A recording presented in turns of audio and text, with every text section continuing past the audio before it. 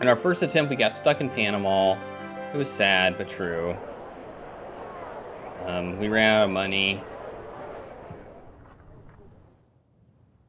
Phileas Fogg returned home from Reform Club in a newfangled steam carriage. Besides, I helped him down, and the iron-lunged, steam-driven horses clattered away. We are going around the world. Very good, I murmured dutifully. We shall circumnavigate the globe within 80 days. He was quite calm as he proposed his wild scheme. We leave for Paris at 8:25 on the hour. Was quite a departure. Who was by all accounts a creature of inflexible habit and mechanical regularity. Perhaps the carriage engine fumes had affected his reason. For Paris, monsieur? You now have funds. To begin, yes, pack an altimeter and my evening jacket. There is no moment to waste. Okay. So we're going to Paris. So we need to pack our bags. So we're going to get the evening jacket. We were told to pack the evening jacket and the altimeter. And we're going to take the Eastern timetable there. And that's what we're going to pack.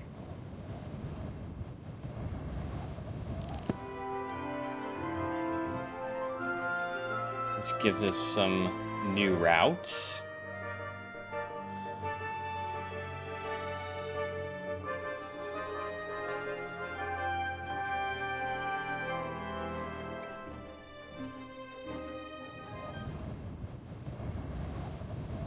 Does that mean we can take this out and still have those routes and then just like put some playing cards in there now? We like remove those? Oh, it looks like we can't. If we remove the shipping thing, we don't have those those routes anymore. I didn't like those routes anyway, so I'm not gonna take those. Let's go. Let's go. We're going to Paris.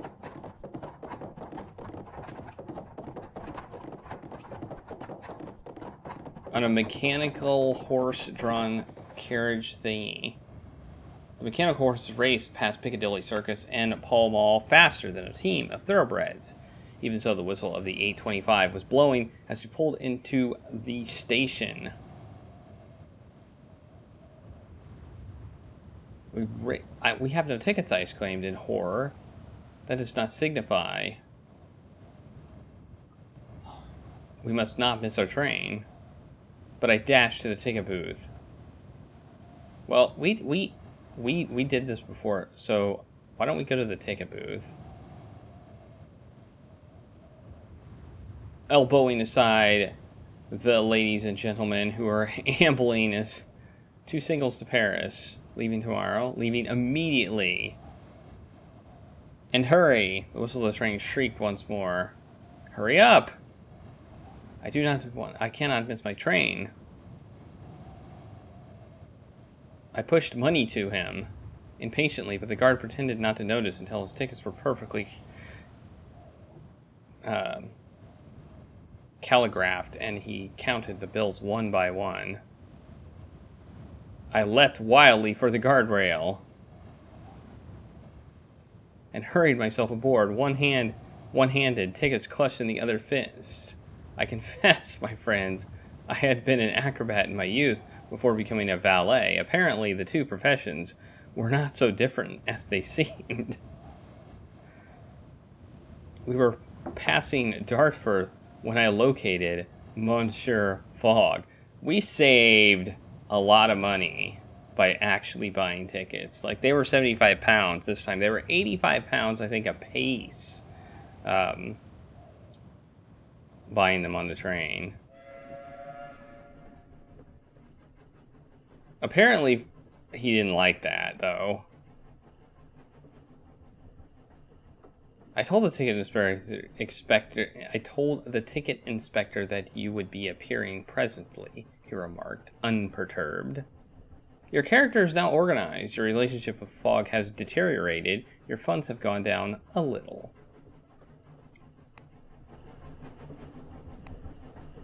At your service, Monsieur Fogg. Ah.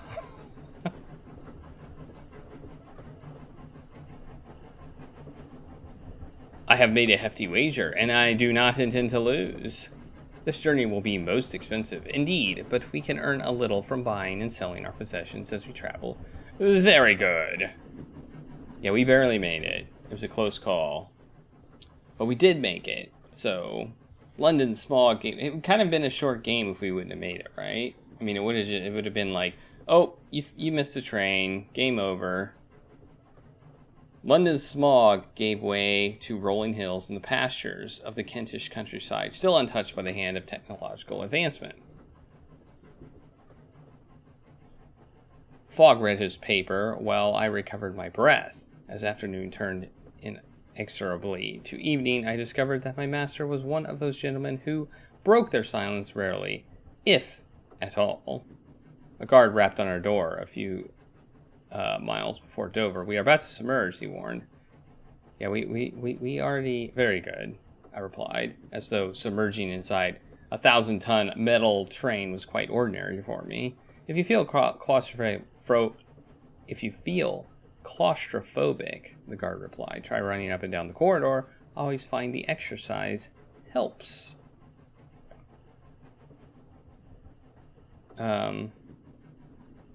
Would Monsieur Fogg be claustrophobic?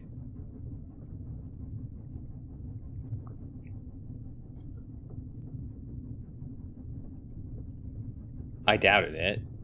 An alarm sounded as the fins and the wheels extended. Relations with Fogg have improved slightly, and my character is now dependable. So now we're underwater.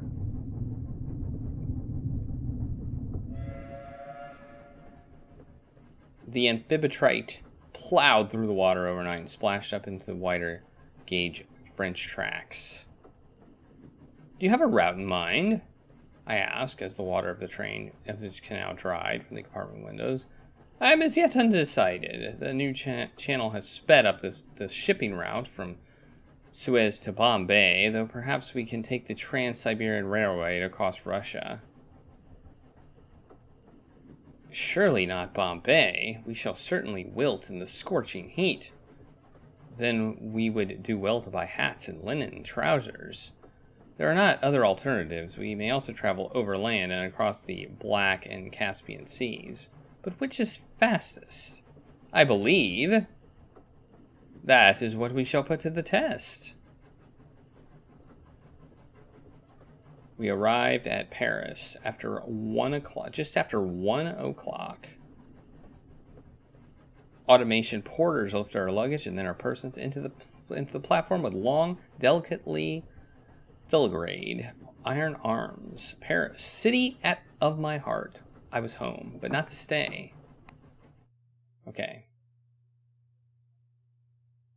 So based on our discussion, apparently we found some new routes.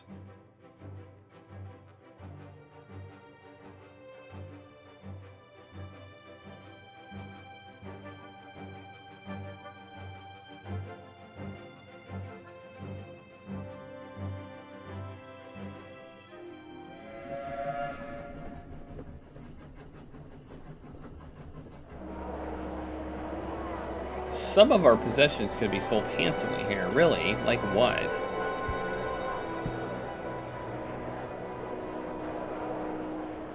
I'm not gonna sell... Whoa, our evening jacket. That does sell for a pretty good amount of money. We're gonna sell that. And we are going to take the traveler cloak.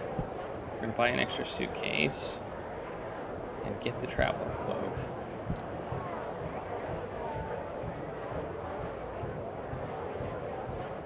We're also going to get this wine because I think we're going to end up in Berlin. So let's explore.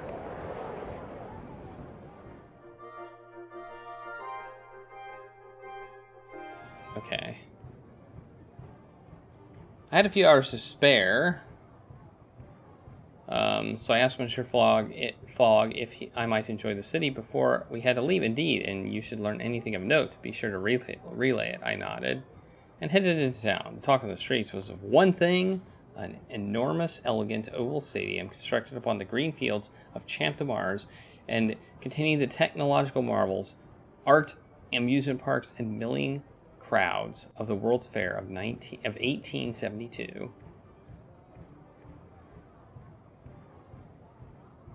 But I was certain Monsieur Fogg did not intend for me to visit the fairs, so I enjoyed a brief cup of coffee and then returned to my master, armed with some options for the next leg of our journey. Okay, let's plan. So I want to go to Berlin to sell our... So we can go to Amsterdam, or we could go to Munich. It looks like Amsterdam might be the best route. So we go to Amsterdam, then we go to Berlin.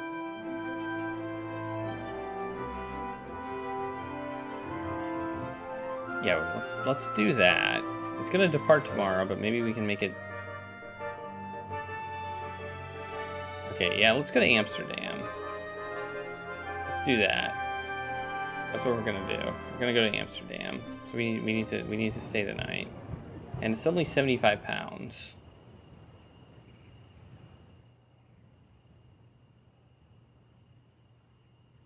We will be comfortable here, but traveling overnight will often be more efficient, so we must board the longest journeys available? Perhaps, he replied, the shortest answer indicating, I think, that one day journeys might often be more flexible in their timing and could allow for more connections. Still, the surroundings of the Hotel Ritz were most enjoyable.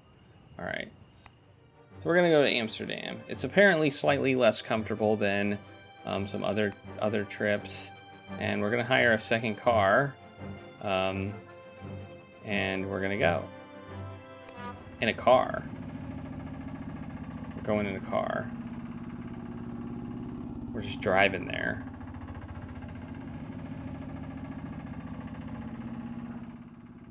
We have to hire a second car for a suitcase.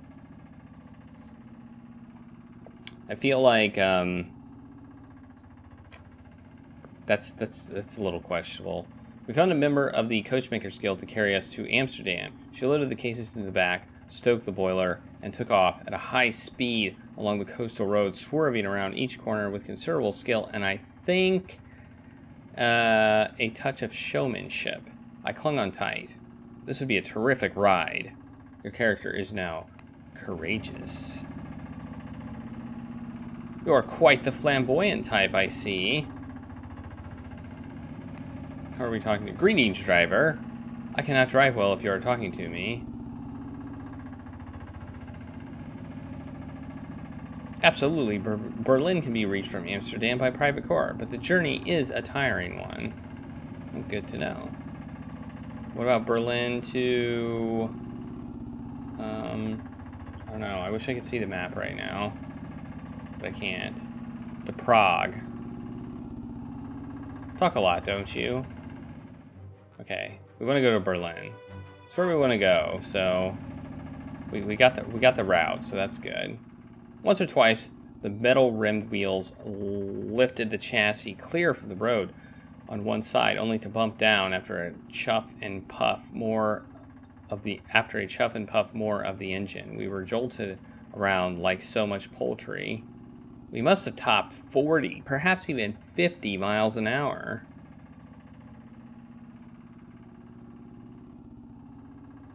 A fabulous way to travel. The Polish inventor Bozek, who had first attached a perfectly decent locomotive engine underneath a flimsy wooden crate, was clearly a genius. Such cars were growing in popularity, starting from their use in farmsteads and extending up through the classes. It is said that the King of Sweden now drove one, which presumably only to show solidarity with the beleaguered potato farmers. So as we rattled along, I spoke to our driver about what lay ahead and learned that Minsk would be reached from Warsaw. Well, we got another route. Ah, we've almost got a complete path. We need to just go to Berlin to Warsaw, and then we're there. There seem to be no departures today, so we should explore a bit. Okay, let's look at our next 2 days. Let's see if we can negotiate. Oh, 620. Whew, I don't think that's worth it. I don't think that's worth it.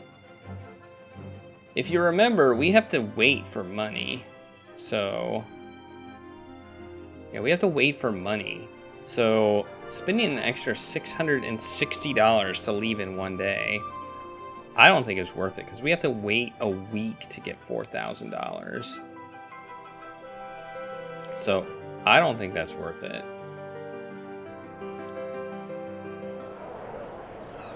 We can't go to the market. Getting the European carriages list, mate. A lost Rembrandt. Are we gonna go to Munich? Whoops, I did not mean to take a picture. I accidentally took a picture. That's not what I meant to do. I wanna look at are we going to Munich? No, we are not. We're going to Minsk. Munich is there. Yeah, we're not gonna go there. I mean, we could take a detour for money, and it may not be a bad idea. Let's explore the city. Since we have to wait till tomorrow anyway, let's explore. Let's explore the city and see what we've got.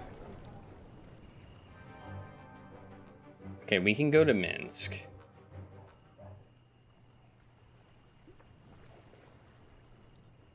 I felt no need to linger.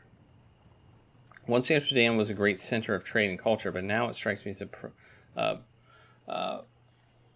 provincial sort of place. There was, of course, the route following the canals to the south, in particular the route towards the Rhine, though I feared that to end up in Munich after nearly a week of travel would hardly please my hard-driving master. So many choices. All that remained was to choose how best to depart. The market is now closed. Well, that's kind of boo. That's kind of boo. When does this depart? 8 a.m. So we're gonna have to go there. We're gonna have to take that really early in order to go there. This one departs at 10 a.m. in 2 days. Ooh. Hey, Ambrosine, how's it going? Yeah, VODs are good. VODs are good. We're thinking a lot about this. I'm thinking a lot about this now. I'm doing a lot more planning than I did last time. This is also cheaper, but this is even cheap. We want to go to Berlin. I know we want to go to Berlin because we need to sell something there. I think we just go to Berlin. I think we just go to Berlin. We need to figure out a way to get to Berlin to Warsaw, but I don't think that'll be difficult. So we're gonna go to sleep. We're gonna sleep the night away, and then wake up and go to Berlin. Oh, we could go to the market. We have the option to go to the market.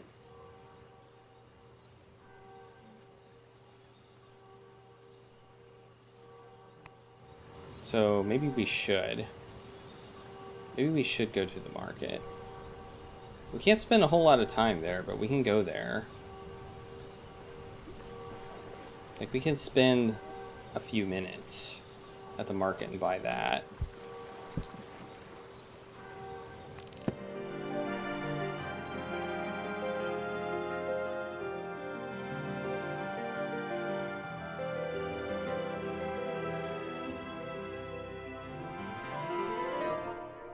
Not sure if that was worth it. It gave us a lot of routes, though.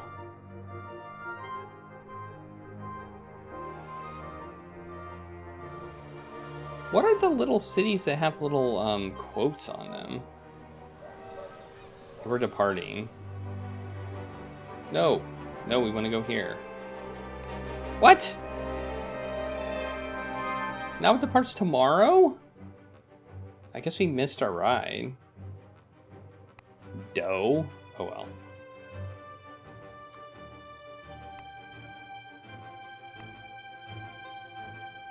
Oh well, we missed our ride. So be it.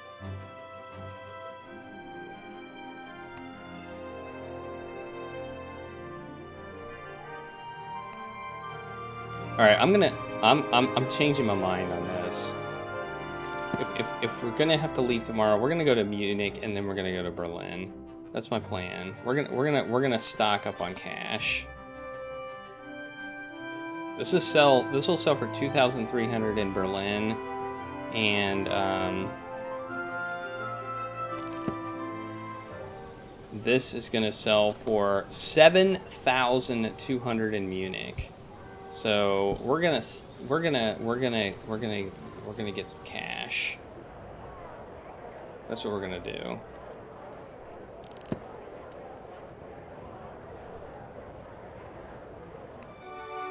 We're gonna get cash at the beginning of our trip. So this one is gonna be 61 pounds. We're probably gonna have to pay extra for our luggage. Then we're gonna go to Berlin and sell our wine, and then we're gonna just keep going this way. We're gonna take this whole path all the way over here. You'll notice we pretty much have a complete path all the way over here. A pretty decent path, in my opinion. I mean, we could end up in the North Pole. I don't know how to get to the North Pole. We could go there too. Okay, so we got a pretty good path, in my opinion. So let us, I guess, sleep. As the night fell, I buffed and shone I ran a few errands. Oh, and we made money. Hey, thanks for the taco party toll panzer. I made some money. Cool. All right. Now we're going to Munich. Yes, we're going to Munich. Oh, and we don't even have to pay extra for suitcases. Well, that's nice. We're going by river barge. All right. We boarded a small barge docked in the canal side. He appeared skeptical. Our goal is to circumnavigate the entire globe in less than 3 months. This boat, to me, looks capable of less than walking speed. I assured him we would make swift progress, though I was not sure how I would arrange it. Very good, he said, accepting my word in the matter. The rope was released, and we took off from the bank and began very slowly to pace our way down the river. Wow, this is pretty slow. I can't argue with that. Let's talk to somebody. Greetings, good day. Munich to we kind of already figured that one out. The beer and sausages are good.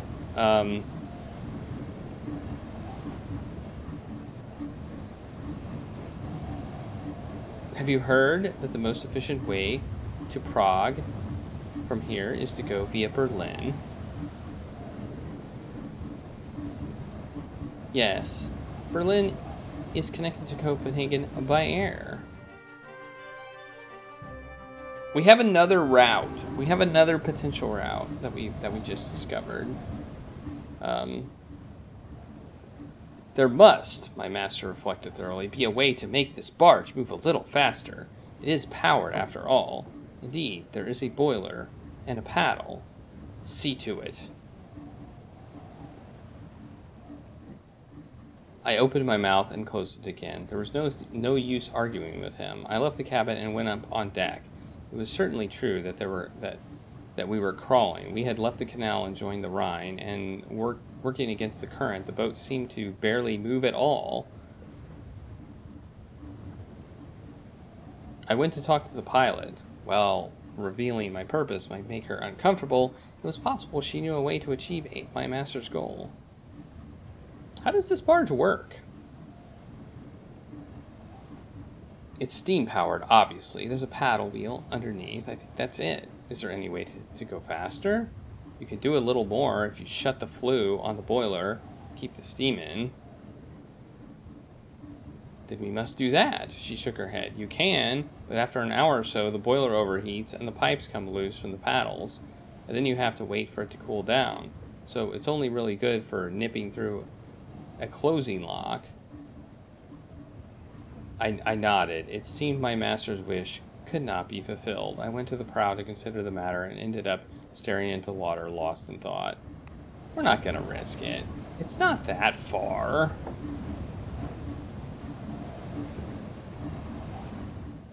I was attending to Mr. Fogg, attempting to console him on his disappointment at the barge's still stately speed, when the barge pilot knocked on the door. I beg your pardons, but your word about speed yesterday got me thinking that there is a way to make this tug pull faster.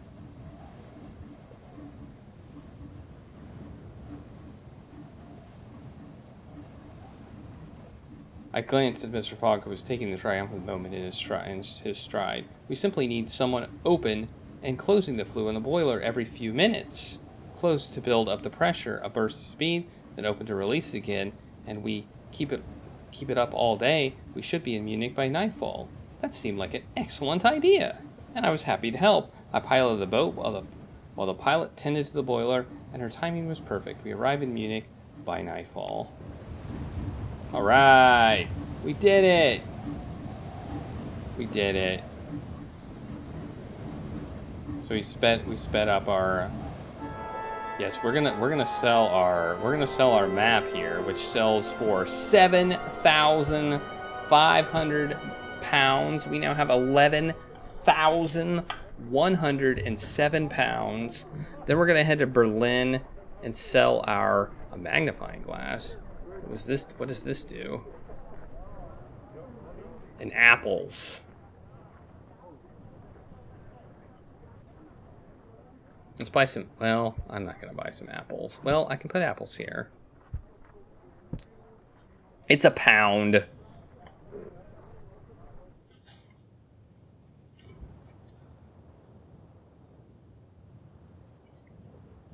All right, let's close the luggage. Let's plan. Let's see where we want to go to Berlin. It departs tomorrow before 4 p.m. Okay, so that's what we want to do. We want to take this public carriage, which departs for Berlin. What's this? Why does it have a little quote on it? I don't know what that means. That's where we want to go tomorrow. Yeah, we're rolling in money now. And we're gonna make even more in Berlin. Let's see, we're gonna end up probably going to Warsaw, Minsk, Moscow. So let's look for anything that's valuable there. But we could go Copenhagen, Stockholm, Helsinki, St. Petersburg. We could do that, technically, but I think going this way might be the better way to go.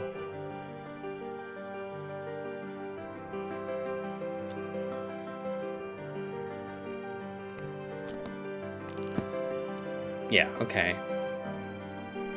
I'm good with what we've got now. So let's rest for the night.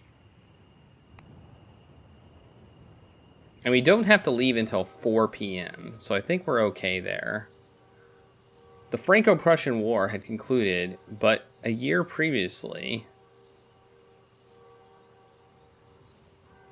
Thus, my French access was a disadvantage during our short time in Munich. The concierge of our hotel was most suspicious when I approached the desk. I did not care for politics myself. What was the enmity of nations to me? Still, in order to avoid any untowardness, I spoke as little as possible during our stay and tried to adopt a Germanic rather than Francophone expression to match, which perhaps makes success if Mr. Fogg's frantic quizzical looks were any measure. Okay. We're not, well, I don't know. So we want to go to Berlin. We definitely want to go to Berlin. We might as well go now. If we can go now, we might as well go now. It'll save us some time.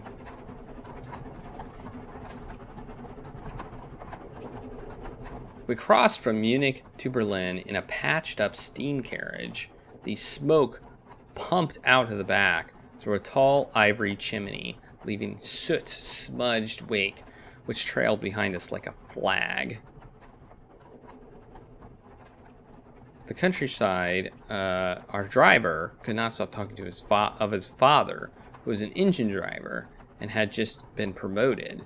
The Kaiser has merged all the state railways into the Reich Railway, he told us proudly. We have the most efficient system in all of Europe. That sounds like an excellent option, I declared. Christoph grinned. It is. Only be sure to have your ticket.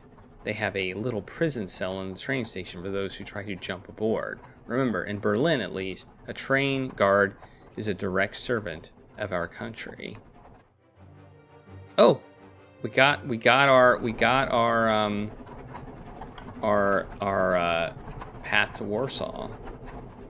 So that's good. Yeah, I feel like our path is a little bit wonky, but we got 7,000. We got 7,000 from this route. So that's going to keep us from waiting in... We had to wait in the city for like... What? It was like a week in order to get $4,000.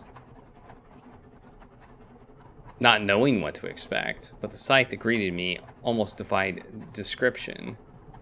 The Ottoman Gaiet-class airship hung directly above the steam carriage, low enough that I could see a red-jacketed woman swinging from a trailing rope ladder and pointing toward us with a wide grin on her face. She shouted something, and 2 mechanical claws were dropped off on the side of the gondola. Her pincers gleamed threateningly.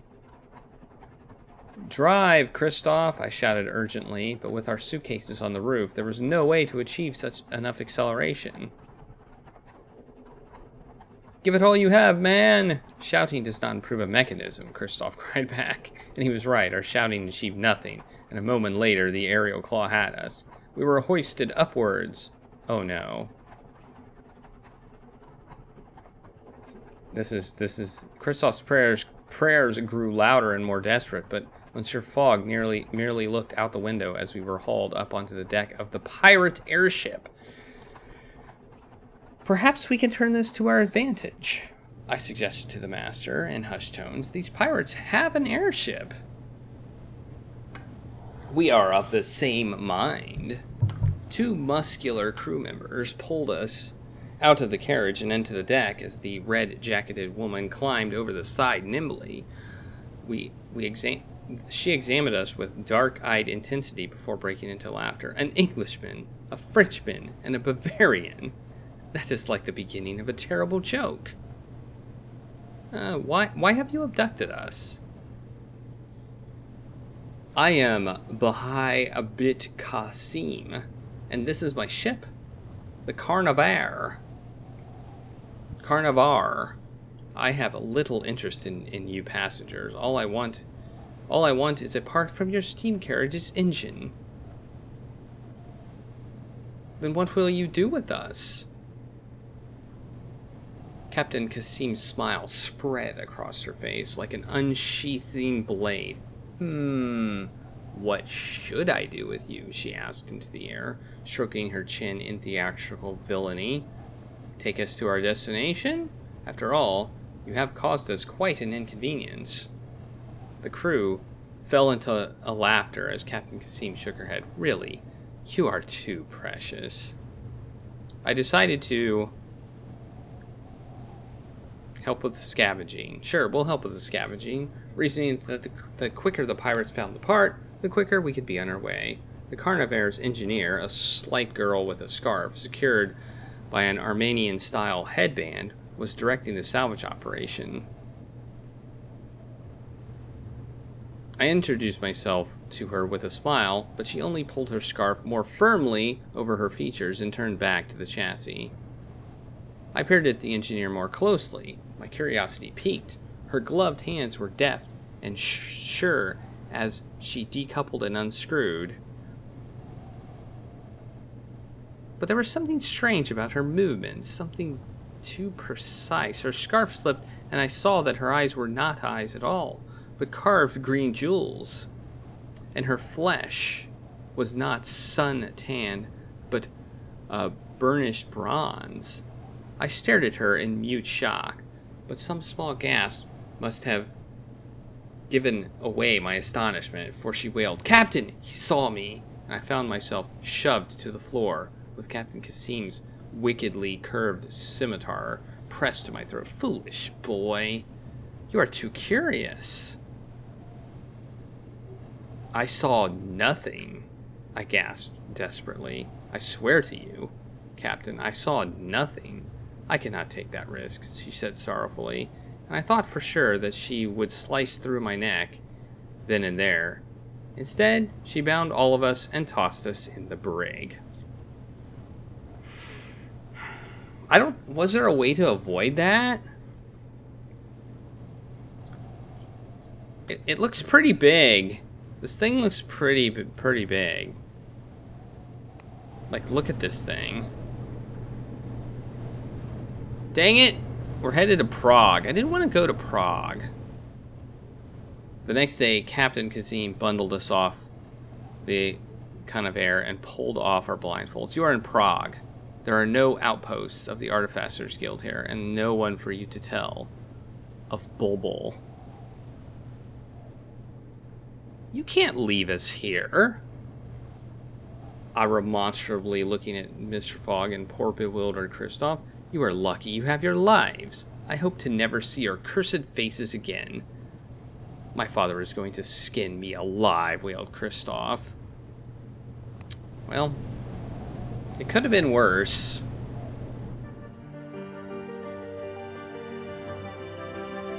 And we arrived at 1 in the morning, so we can't really do anything. Well, we could go back to Berlin, but it seems like a bad idea. Standing beneath the astronomical clock in Prague's bustling square, it was easy to believe that we were standing in the center of a town of great artificers, all engaged in creating wondrous works and mechanical marvels. But of course, the clock was built a long time ago by more ancient and far wiser artificers than those in the employ of the Austro-Hungarian Empire, or Emperor. Monsieur Fogg glanced at his pocket watch, then back at the great dial, and gave a gentle snort of derision. "Something is wrong? You may say that," he replied with an expression of, was it satisfaction, on his usually immobile face. "The clock is 3 seconds slow." "The country is in the grip of the past," I answered, but Mr. Fogg demurred. "Not so. It is merely oppressed, but I am sure one day Her August Majesty Queen Victoria will hold sway here as well." He gestured away down a narrow, winding alley towards our hotel. "Come, before we grow slow ourselves." Okay, I guess we will explore. That's all we can really do. Gives us new routes. Rather than leave immediately, we took some time to browse the winding streets of the old city once more. Monsieur Fogg was convinced he had seen more than one airship company flag flying from the hilltop aerodrome. Crossing the Charles Bridge, we met a woman with an aircrew.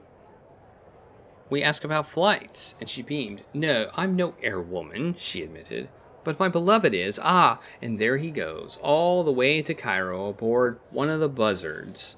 Pointed up, we saw a gilded airship passing overboard. "To Cairo, you say?" She nodded. "The Emperor's own sponsored line. They say he travels aboard incognito." Her eyebrow twitched. "My beloved will work a few months, and then we will have enough to get married."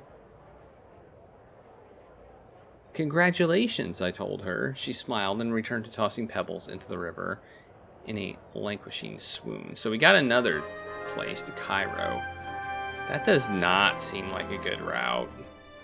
Like, that seems way out of the way. Let's check out the market. Fur-lined boots. We're probably not going to end up in cold climate.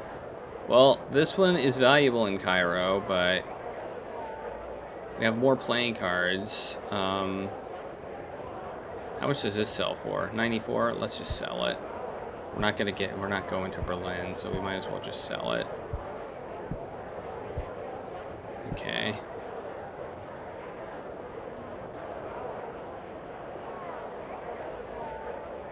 Let's buy this. It's part of the Russians Gentleman Wardrobe set. Maybe we can get the other part, and maybe that'll help us. Let's get us some seasickness pills too. It seems like a good thing to have. All right. Let's check our going to Warsaw. I think that's where we want to go. Oh wait, we can't go to Warsaw from here. Oh no. Oh no. Well, we can go to Odessa, I guess.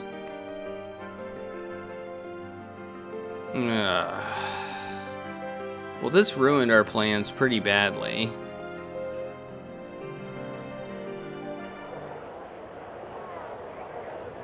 We had some fancy plans.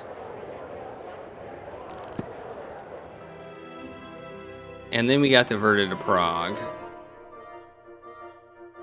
How annoying. I guess we'll go to Odessa.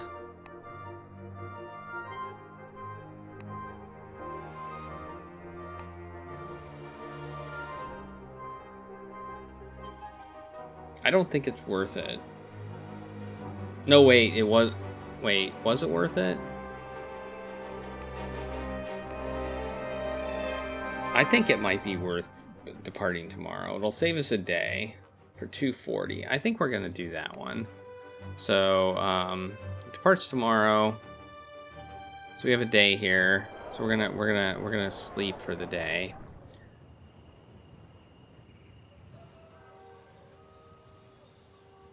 I spent a few hours walking around.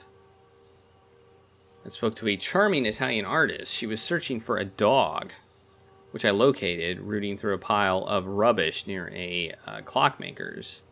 The artist thanked me, and as I was talking, remarked that some buyers will pay well for Usanka hats from Istanbul. Okay. I thanked him, and he laughed and went about his affairs. Okay. So now we're gonna go here. All right, we're doing this. This is like probably the biggest decision that we've made so far, I think, because this kind of puts us on a path that's difficult to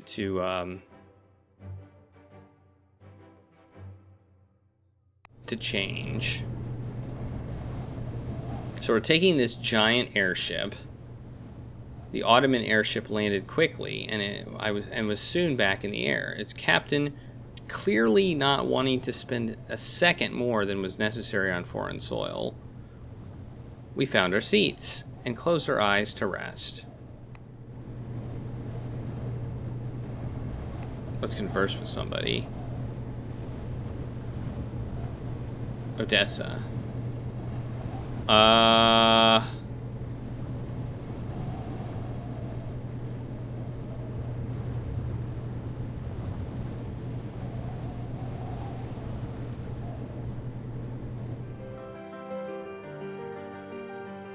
We can go to Istanbul. We went to Istanbul in the last one, didn't we?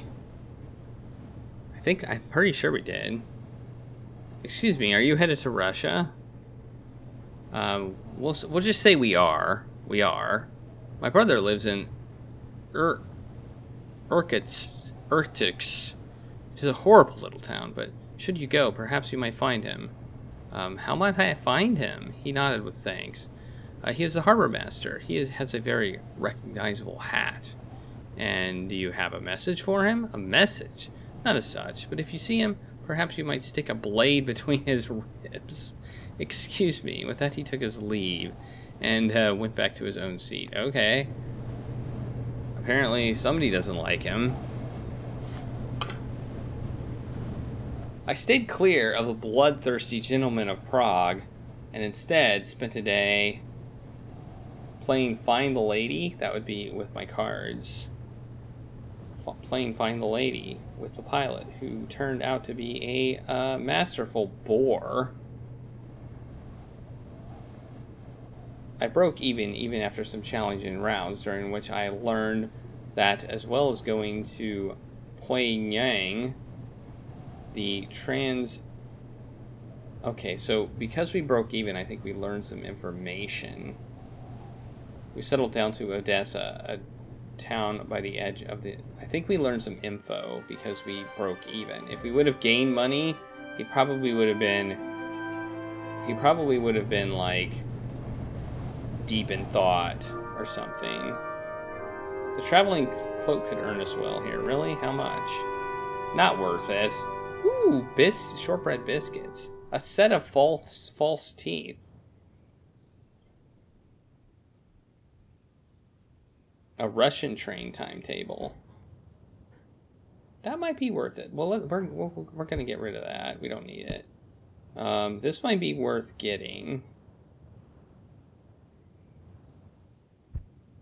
And a stopwatch. We're going to get the stopwatch for $10.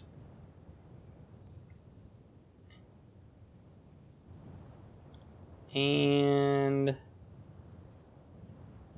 we're going to get the salve too.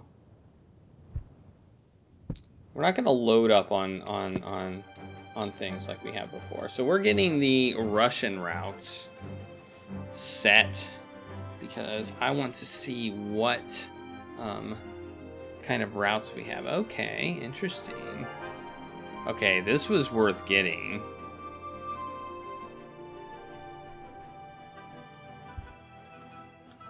To me, this puts us back on track. This puts us back on track to what we were trying to do in the first place. So now we can go to Moscow, which I don't think is a bad idea. And then we can go all the way along these rails and get over here. Okay. All right.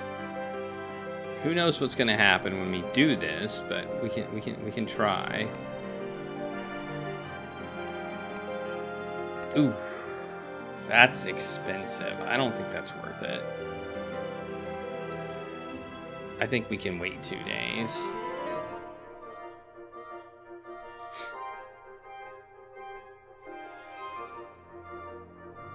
That's a lot of money. On the other hand, we have this, which is valuable in Moscow. We can probably make a good chunk of our money back with the stopwatch. So maybe we will do it. I think we will. I think we're going to do it. We're going to pay the money. And this is going to depart tomorrow.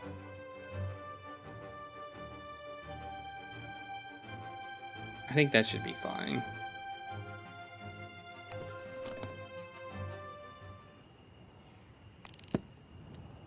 And then we're going to rest. We arrived in Odysseia in the company of a cold spell and shivered our way through the wide streets. The city could almost be Mediterranean if it were not for the signs of the Russian dominance on every painted sign and flapping flag. Our hostel lay at the top of an enormous staircase on which we found several locals sitting and talking and sipping from shared carafes to a clear liquid that I do not believe was water. The mood was pensive. I left them to their glum celebration. There was something unsettling about them, an air of suppressed violence, I fancied. My character is now zestful. And now we're going to... We could explore for 4 hours. Because it leaves at 4, so we could explore. We might as well explore. I took a few hours to explore, investigating the various options of how we might continue our journey. That's it. The market has no additional items, so we are going to depart for Moscow by freight train.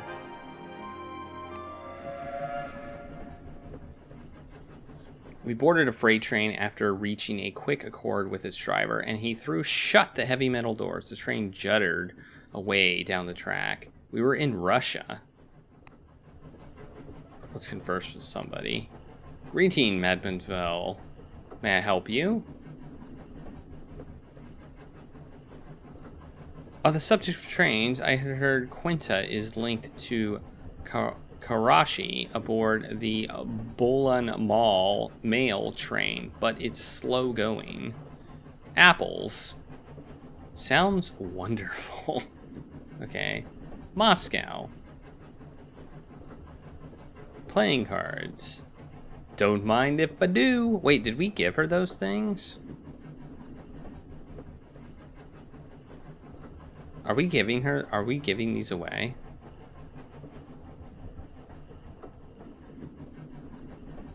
Speaking of trains, I understand that my uncle had a wonderful time. You already told me this. We don't want to go to Copenhagen.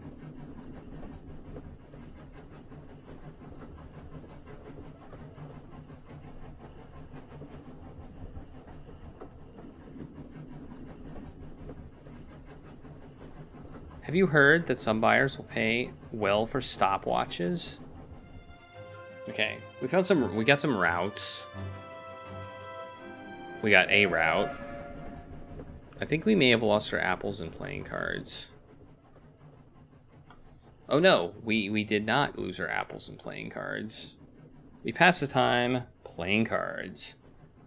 Fogg beating me in round after round while explaining after each hand the things I could attempt to improve my game. I am always amazed by the level of attention an English gentleman can give to matters of no import at all. Let's do that. We're gonna groom Fogg to make him feel a little bit better. The train rolled on through endless pine forest, passing only the occasional structure, a farmstead here, a water tower, an airship dock. There was much space. There was so much space that it hurt my eyes to look. Ow, my eyes! It hurts.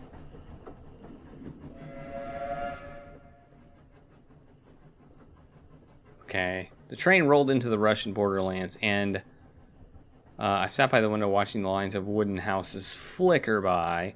I saw a woman wrapped in headscarves and blankets making her way across the streets, and men wobbling by on wiry two-wheeled contraptions, calling out greetings and occasionally crashing into one another.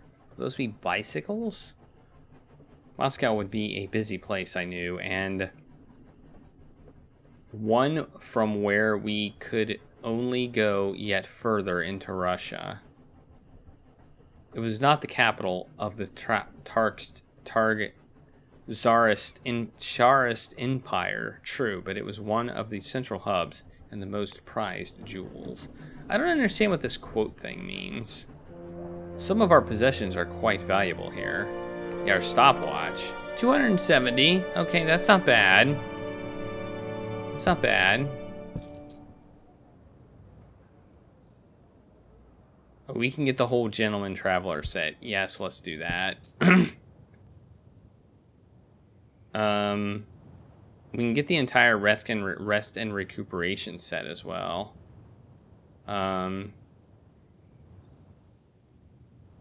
Let's sell our apples for 8 and pick up a cold compress. There we go. They're segues. They could be segues. They could be segues. You are correct. They could be segues.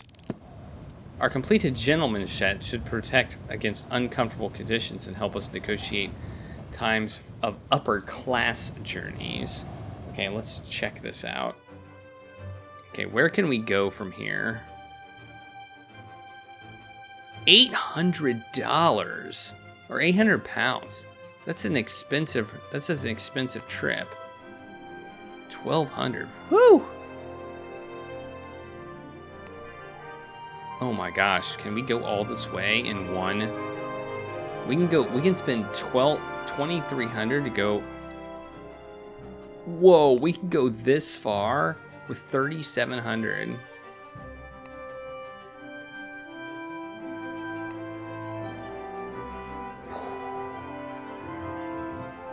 Wow.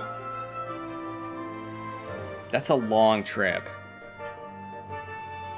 We could take the entire Trans-Siberian Express for 3,700 pounds all the way to the coast.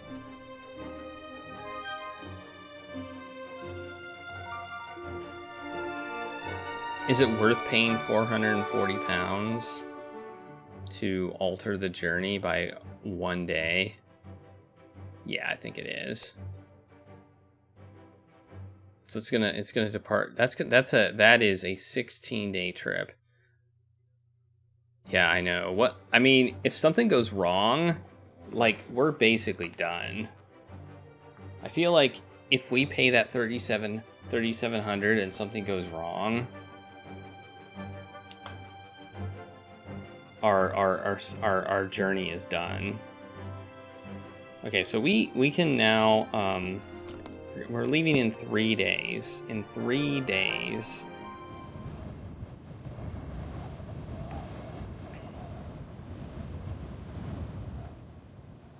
Moscow was not a comfortable city for a Frenchman. A local composer had just written a piece people were calling the 1812 Overture, commemorating the Russian victory over Napoleon's invading Grande Army in that fateful year. Patriotic passions were at fever pitch. So I stayed very sensibly indoors. Alas, my friends, my solitude was quickly interrupted by an officious rap at the door. 2 men in clothes so plain that they were most certainly police officers invited themselves in. Oh no.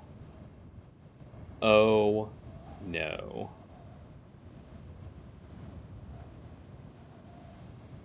Yeah. I had heard of the Okhrana, the newly formed secret police which investigated revolutionaries and malcontents. My luck, it seemed, had deserted me, so I resolved to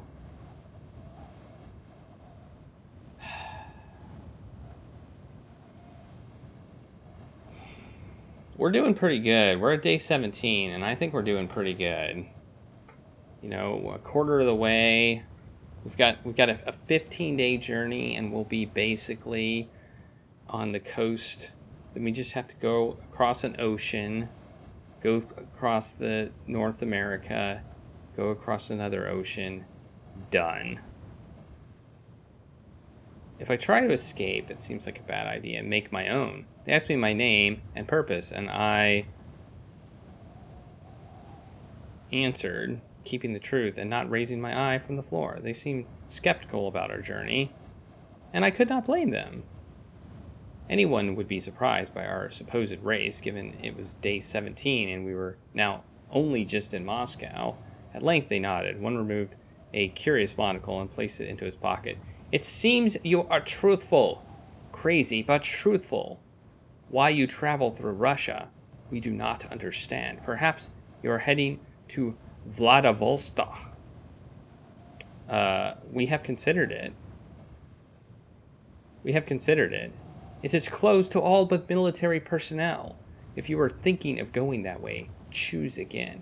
Oh, we did go that way last time, didn't we? They proceeded to rummage through our cases, tossing our possessions in all directions, but evidently finding nothing of interest. Do not stay in Moscow too long. Russian air does not suit Frenchmen. I took their warning to heart and quite looked forward to departing this capital. Okay, we're now dependable. We were like, meh, we're doing this crazy, weird thing. So they kind of told us that where we were trying to go is closed. So we should look at our options again.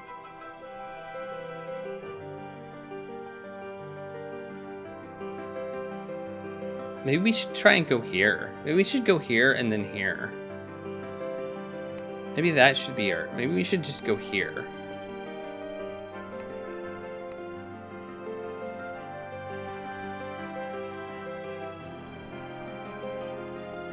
Yeah, I think that's what we should do. We should go here and then go over here. And see what we can do from there. Maybe we can go to Japan and then go across the ocean from there.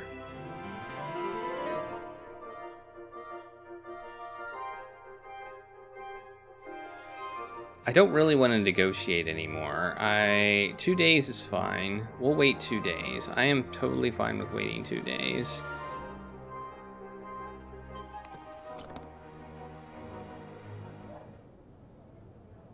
Let's check the market again.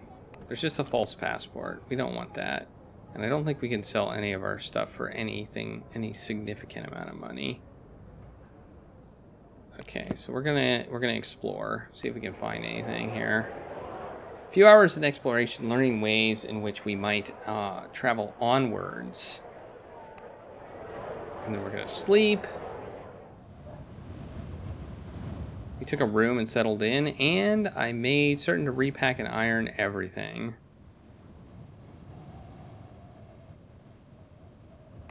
Okay, now we're going to depart here.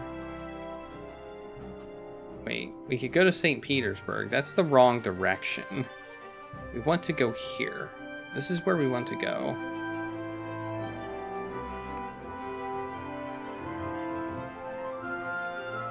Wait. What? What's happening? I'm confused now.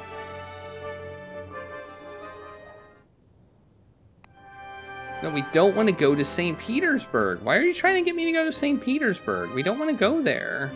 We want to go here. Oh, there we go. Okay. I'm not going to pay 640 pounds to get it to depart today. I just don't feel it's worth it. We're gonna wait. We're gonna wait a day. It's fine. I really think we're doing pretty well. With the last light of the evening, I washed and hung our linen. Yeah, we're gonna. Yeah, we got 61 more days. We're not even a quarter of the way. This is gonna be a crazy good trip. Nothing could possibly go wrong.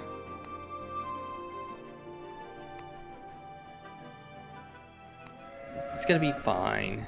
It's gonna be fine. I know something went wrong last time, but this time nothing could go wrong. Well, the bell in the stuccoed and whitewashed Moscow station gave its third and final clang, and the platform erupted into frenzy. So we did this trip before. This trip we have done. We did this last time. We boarded calmly and found ourselves in a small cabin with heated water and even a shaving mirror.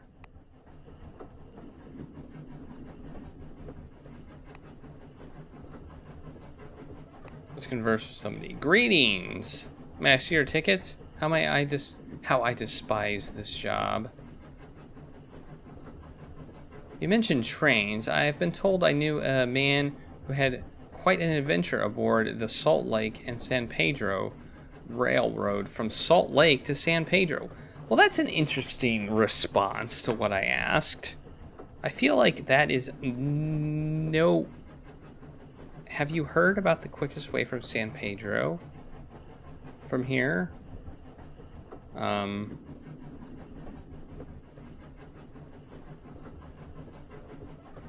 Winnipeg. Okay, we got some new journey. We got some new Canadian travel ways. It's good stuff. I think that's good stuff. We were away. I familiarized myself with the train's layout. The last two carriages were heavily guarded prison cars, then fourth class, then third, and so on, with amenities scattered between the passenger cars. The smoking room was beside the dining car, plushly decked with Moorish fashion, with low seats. I sat myself down and shared a cigar with a Russian businessman who who told me that some buyers will pay well for hats. I've already been told this. It was good to see that. However, wherever one goes, the conversation one has are much the same. I guess that's kind of the point that we already had learned that. My bed that night swayed along with the motion of the train from Moscow to Karamskaya. I don't know how to pronounce these. It was a journey of over 5,000 miles, and we had just begun. Yep, that's a long trip. We're gonna tend to Fogg just because our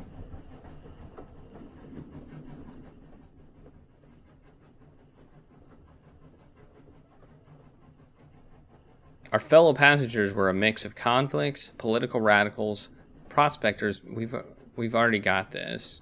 Wearing a bored expression. I kind of want to ignore her.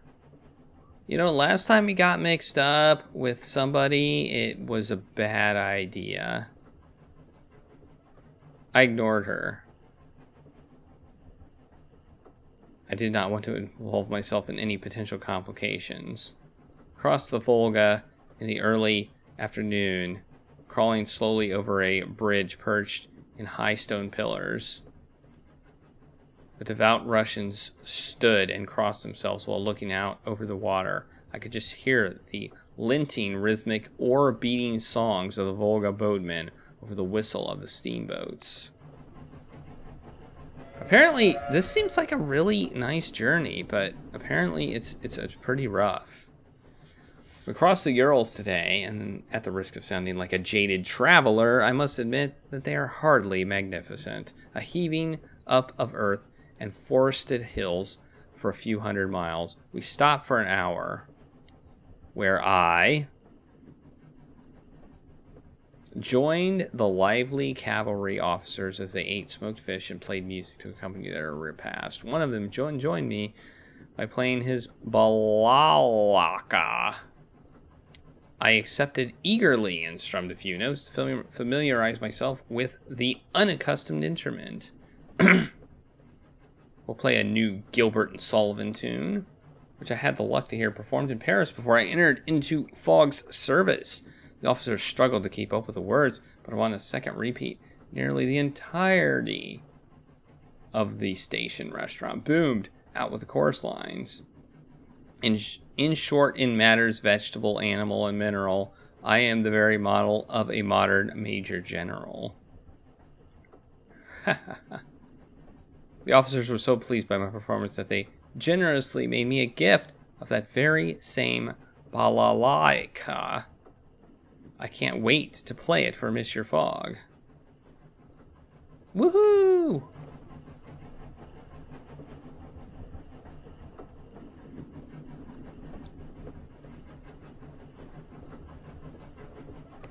I would like to go to San Francisco, but we'll see. You remember what happened last time we went on that boat? It didn't go well for us. I'm gonna visit the library car. Hey, thanks for the taco party, Toll Panzer. Thanks for that taco party. I visited the library car and met Gulan, the daughter of a Mongol chief. Oh, we already did this. I lamented my lack of mathematical skill aloud, and she laughed. I must study algebra if I am to be an engineer in the Imperial Army of Russia. I wish to leave behind my ancestors' warrior past. It is a new world. You may remake ourselves as we like. She laughed, delighted. Just so. She folded the book closed. You have traveled, monsieur. They call us barbarians, don't they? They do, I agreed. But they would not if they saw you studying. She leaned forward, eyes shining. The truth is, there is more going on in my country than most outsiders know. We are growing fast as people. Well, what do you mean? This is the age of progress, of systems, of thermodynamics, and my people, we have discovered some very interesting things. I was intrigued and leaned forward to hear more, but the girl shook her head. I won't tell you, she said. I will show you tomorrow night on deck. I will be there. Will I be there? Will I be there? Maybe that meant I will be there. Oh, and I got a thing. Apparently she gave me something too. We decanted. Now we're in Omsk. We're in Omsk. And we decanted a full score of British, Dutch, and German merchants. And took on some military officers who cleared an entire first-class carriage for us to use for use of a mysterious couple. I caught a brief glimpse of them, but lost interest quickly. However well off one is, there's always those doing much better. The hour grew late, and my meeting with the mathematician, approached. Mr. Fogg watched my bustling about our cabin with suspicion. You look as though you are planning an escape. I am meeting someone. Mr. Fogg's eyebrows twitched in that manner of his, but he said nothing, returning to the newspaper. I breathed a sigh of relief and hurried from the cabin to meet Galad in the viewing platform of the train. You came. I am glad. You wanted to show me something? She looked me in the eye for the moment and looked away. Of course, yes. Taking my hand, she walked over the edge of the rail, the wind tugging her hair into a wild dance. The train's lamp was a single candle in an endless night. Lifting my hand past her cheek, she pointed out my finger into the desert. There. I saw nothing except evening stars. I shook my head, and Galad laughed. There, she exclaimed. How many stars do you know that move? She was right. One gleaming dot on the dark horizon was lifting upwards. Galad squeezed my hand. The star is the Garunda launching, she replied. It flies at night to keep it a secret, but now you know it. What is the Garunda? The world has been made small by airships, she replied. They pull everyone closer together, but our Garunda is faster still. It will turn this world into a single teeming city, and Urga will be at this new world's heart. That sounds formidable, I told her. Now you see why I'm studying. Everything about this new world will be different, and I will help shape it. I do not doubt it, flatterer. Her dark eyes flashed with hot anger. The moment later, she stood on her tiptoes, and I took a step back. She touched her hand to my cheek, and took my refusal with good humor. I have shared secrets with you, and that makes us friends. Good night. Okay. So apparently they have a very fast-traveling airplane? I don't know. Maybe they have an airplane. Maybe that's what they got. Alright, we'll tend to Fogg now.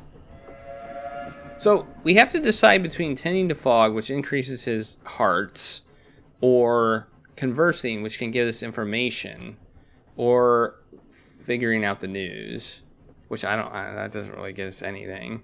That's just a third option. At breakfast, I was collared by an elderly officer with gold epaulets zigzagged with silver, a major general. I started to make hasty apologies for last night's song, believing him to be gravely offended, but he only wished clarification on certain lyrical points, which I was only too happy to provide.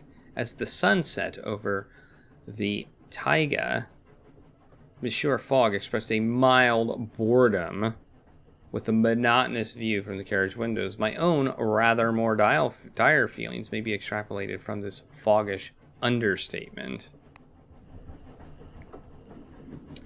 This is a long trip. Like, this is a really, really long trip. We crossed the halfway mark of our journey today. In the morning, we wound up in the Angara Valley towards the mining camp of Irkutsk. the great city of Siberia. I saw Gulad disembarking with her suitcase of books, and I waved politely enough from the window. She ignored me and met a man on the platform, an uncle perhaps, who scooped her up with great familiarity and led her away to a horse, parked neatly in the yard beyond.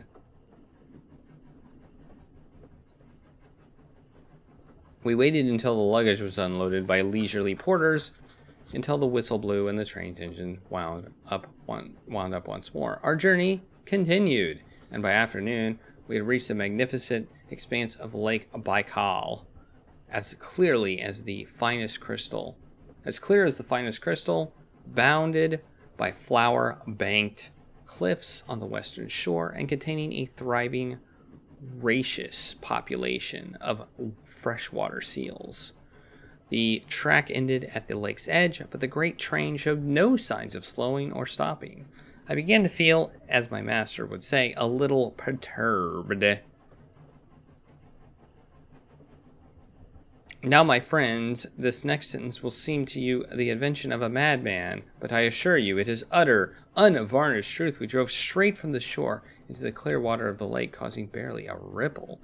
I looked out of the compartment window and saw the wheels pull up, and zoot allures, the train was hovering in the air through some unseen mechanism. We stretched our legs as we made the crossing, and Monsieur Fogg seemed much replenished by the unrivaled views. His health went up. What happens if his hearts get to 0?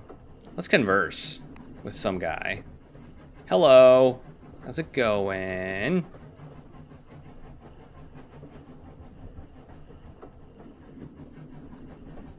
Oh, yeah? Well, let's talk about this. You'd have to ask my secretary, but you can pick up magnifying glasses, and you can sell them for a profit in Singapore. Okay, anything else I can ask about? Let's ask about that. Chinese and Japanese vie for influence over Korea. Okay.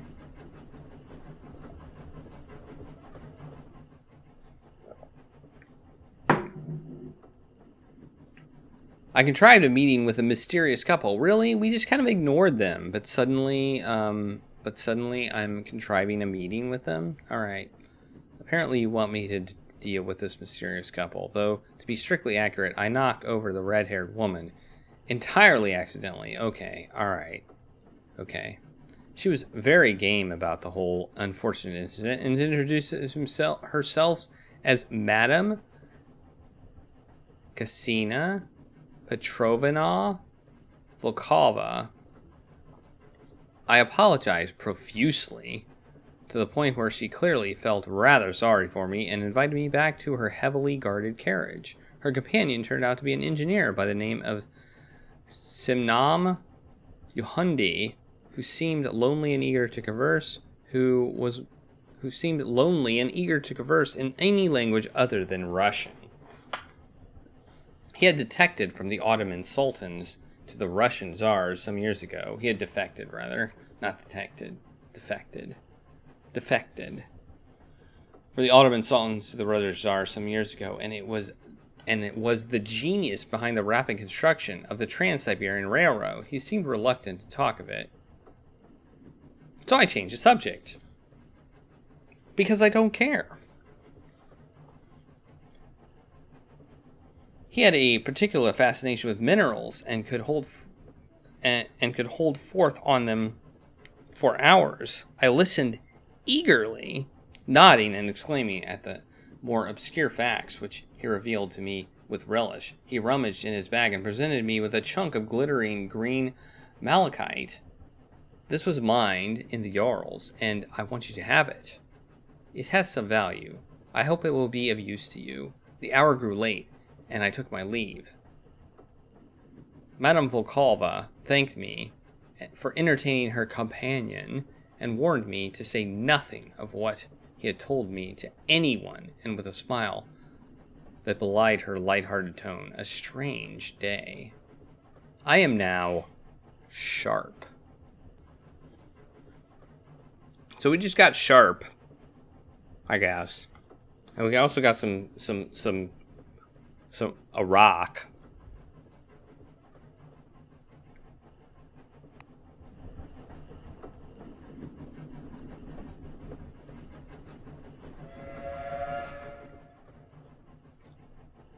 There's little to no report of the outside world, so a word today on Russian eating habits, more specifically the Russian distaste for regular meal times. I met a fellow Frenchman today who said of me, the Russian meal is a guide to the Russian character. I begged him to explain further, and he obliged me. The guiding principle of the national cuisine is that all dishes must be capable of being served at any time the eater feels disposed. He sacrifices his finer susceptibilities to his love of freedom. I resolved to keep this thought in mind in future approaches to the dining car. If our locomotive suppers were not triumphs of culinary art, they were at least signal examples of logistical achievement.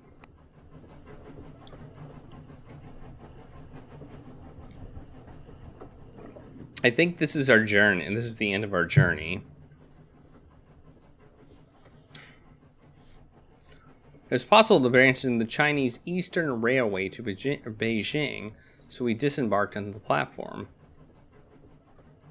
We hurried to find We watched the train pull away, and I knew I would miss the hot water, the leather seats, and the gentle rocking of the carriage.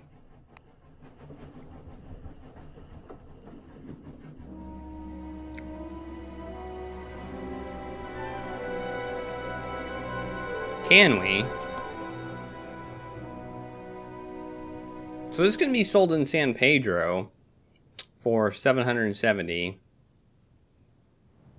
This can be sold in Yokohama for $380. This can be sold. So we ended up getting a third we ended up getting a third suitcase because we ended up getting a bunch of stuff on that trip, and they just kind of gave it to us.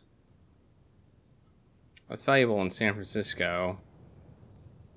A fur coat versus a traveling cloak. That's a lot of money.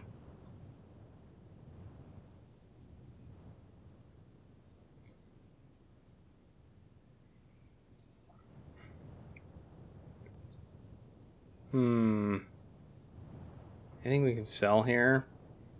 I don't think so.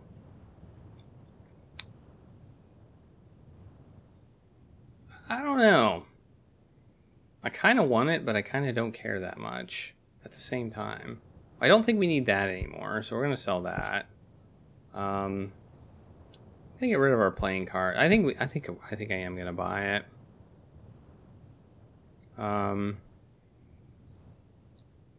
What do we get rid of?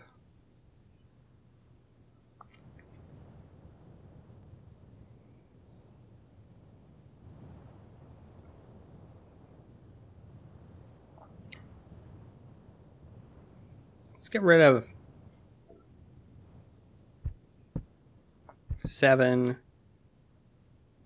3. Yeah, we're going to get rid of that. I don't think we're going to go to Yokohama anyway. So we're going to buy this. I think we're also going to buy some knitted gloves. Just because we can. Alright.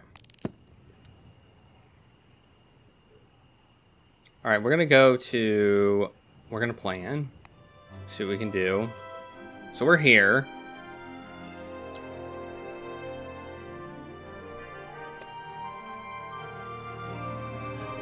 I think we're going to go here.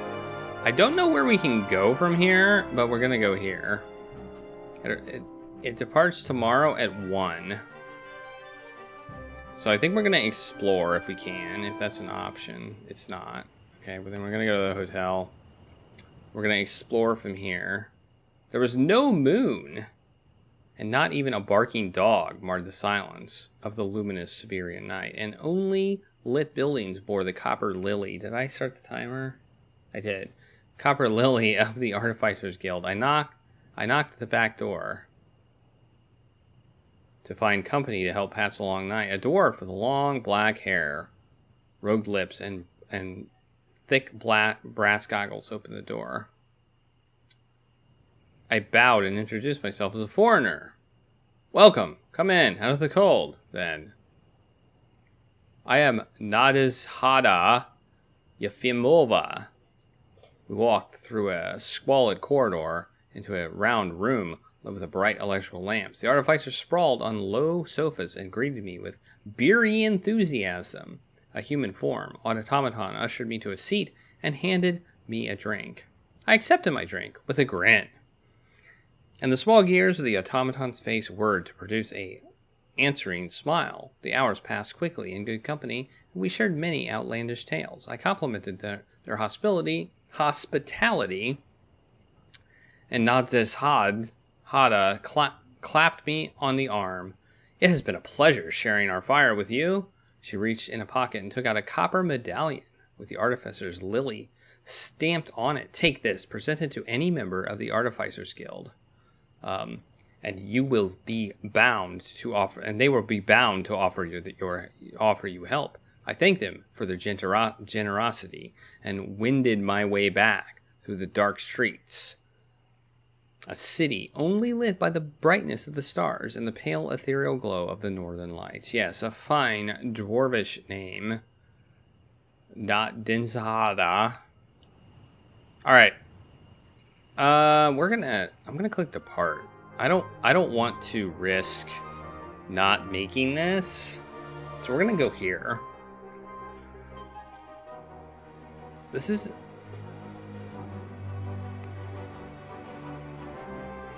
We're gonna go here. We're gonna try this path. This path we didn't go. We boarded a Chinese steam train.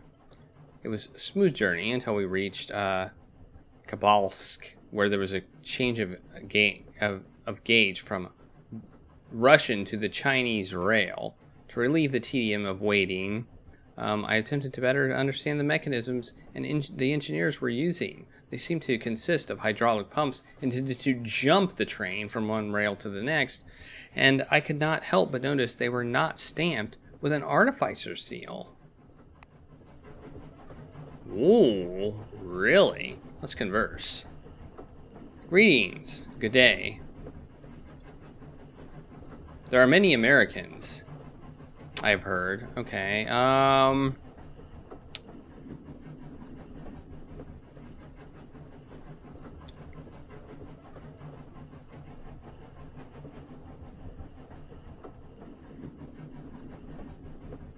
Indeed, you can get to Manila from aboard the steam yacht, Quiet Thunder, but the fare is expensive.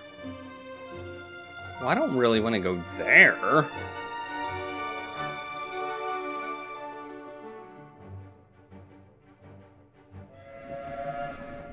I don't really want to go there.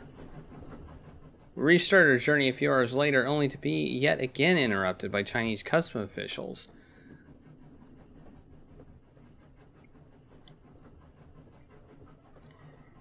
They were as brusque as the Russian officials. Clearly, the bounds of bureaucracy overrode those of nations. They stamped our papers with their square ivory seals, leaving a distinctive red cinnabar mark.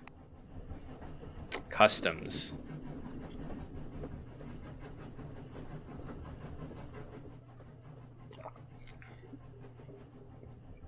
Today we reached Mukden, famed for the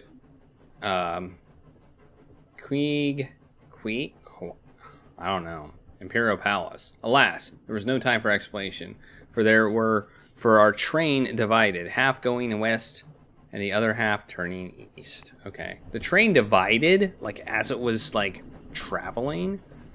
Interesting. Oh, I missed the converse button. I spent this day attending Monsieur Fogg, who had managed to find a week-old English periodical which proposed a new fashion of tying one's cravat. I ventured that a gentleman must be a la mode and of the latest style. Monsieur Fogg considered my opinion thoughtfully. Indeed, he said at length. I practiced the new cravat tying technique before bed. A gentleman can never be too prepared. Indeed. We reached Pyongyang. In the dark, I could see little of the platform, much less of the city. The soldiers guarding the station seemed nervous and unfed. Monsieur Fogg seemed not to notice the tension in the air. But then, he was not a curious man. Indeed, he seemed to regard curiosity as some kind of peculiar foreign vice. We shared a carriage to our hotel with a group of talkative Protestant missionaries who blessed us at great and exhaustive length. Before we managed to escape to our beds. As I drifted to sleep, I wondered what Pyongyang would look like in the morning light. I do wonder that. Let's check the market. We got a medallion.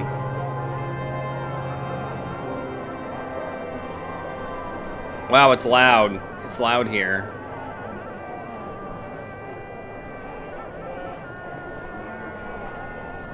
We don't have anything that would sell for a lot here. So we're going to... I kind of want to sell something, but we don't have anything that really we could sell. So we're not going to worry about it. Okay. We're going to explore because we have to, I think, to really get new routes. Oh, here we go. Here we go. Here we go. Here we go. Okay. Pyongyang was a battleground between the competing groups of Chinese and Japanese businessmen. The Koreans seemed to regard both sides with wariness, and European faces even more so. There were a surprising number of Americans. So it was said. Their perenniality drawn to opportunities of commerce. After all of my concerns upon arrival, the city turned out to have at most a most restful and charming atmosphere. Air thick with the smell of frying river mullet, school children swatting at each other with colorful umbrellas, women in kima jigori shopping and fluttering silk fans at their bows. Even my master summoned a remark upon its, as he put it, adequacy. Okay, we're gonna plan. All right, let's check this.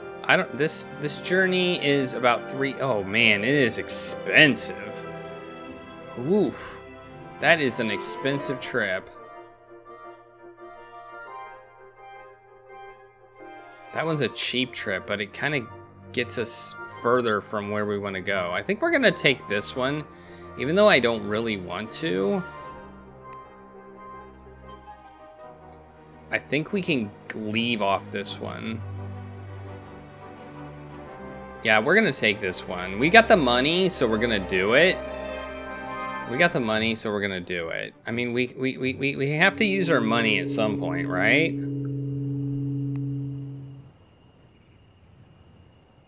As night fell, I did some minor alterations to our clothing. I spent a few hours, we'll walk around, sure. As the night fell, I spent a few hours walking around and found a charming Japanese youth who was searching for a dog, which I found near a clockmaker's. Man, that's the second time we found people searching for the dark, or the searching for the a dog. The youth thanked me, and we talked. Remarked that the quickest way to Beijing. We don't want to go to Beijing. I'll pay £1 for the information. What the heck? I don't really care that much, but we'll still pay him. Alright, this one is a expensive trip, but we're gonna take it anyway.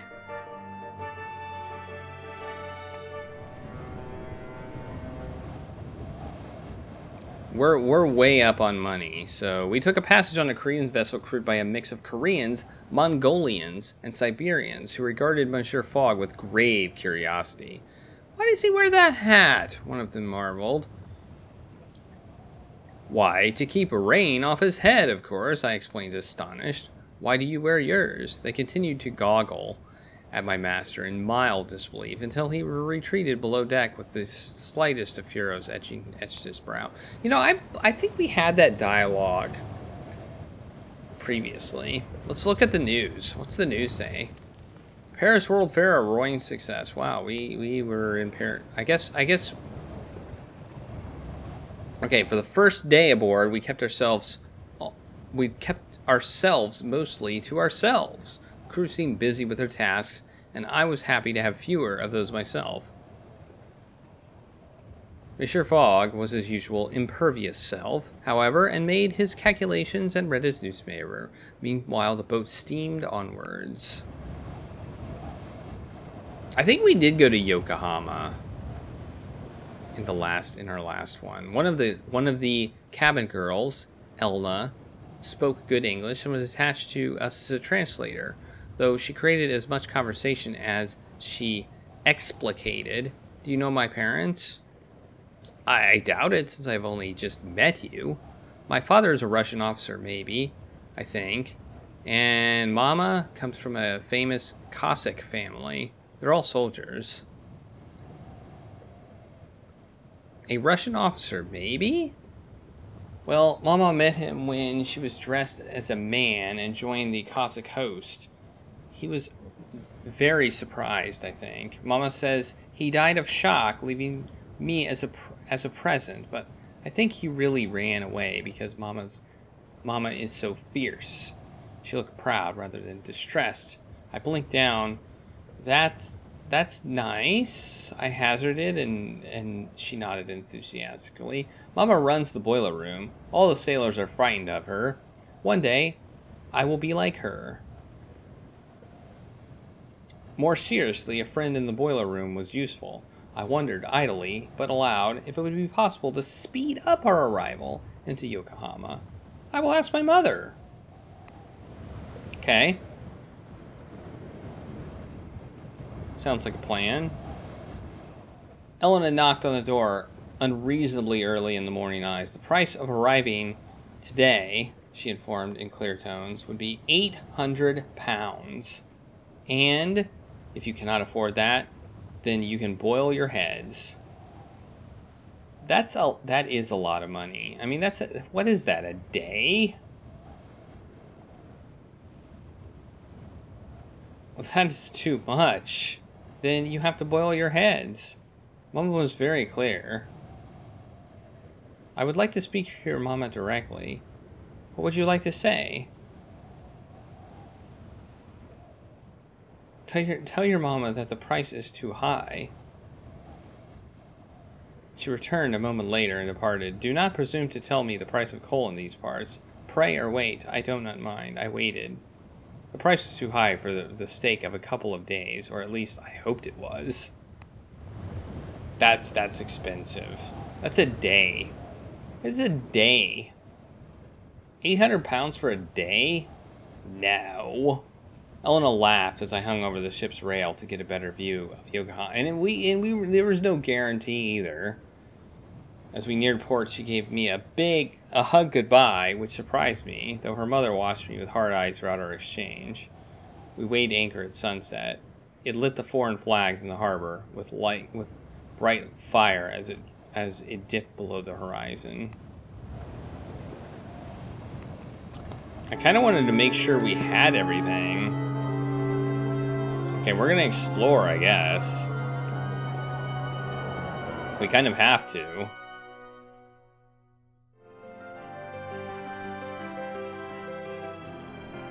Oh, there we go. There's a route.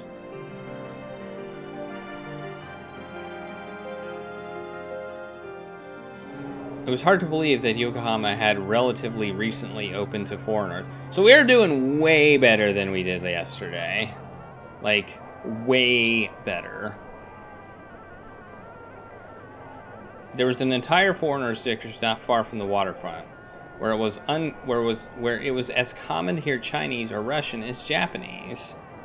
There were several varieties of English to choose from as well, though Monsieur Fogg, I call him Monsieur Frog sometimes. Monsieur Fogg would have barely deigned to include the nasal tongue of the American merchants. I noticed a Japanese man watching the scene with a look of intense concentration. What are you doing? He jumped and left a smear of ink on the paper. He looked up, clearly irritated. Do you mind? He said, his accent an unholy mix of Dutch, French, and English. I am making a drawing for a woodcut.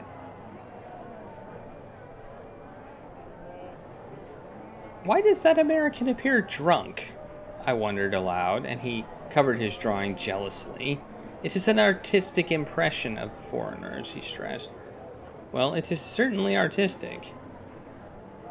I allowed. The scene on the page was much more lively than the merchants haggling and their wives and children riding around in carriages. You are very strange people, he pronounced after a brief silence. Everyone is strange, I replied, thoughtfully, thinking of my travels. He shrugged, clearly unconvinced. He colored one of the women's skirts lovingly, his hand on the page much gentler and kinder than his voice had been. Finally, he thrust the paper in my direction, assuring me that it was only a preliminary sketch. I accepted gracefully, charmed that he had chosen to bestow a gift upon a near stranger. I stored it carefully. It was a fine souvenir of Yokohama. Okay. Alright. So, last time we were in this situation, we had to wait at the bank because this journey right here is 4,000 pounds. 4,000 pounds.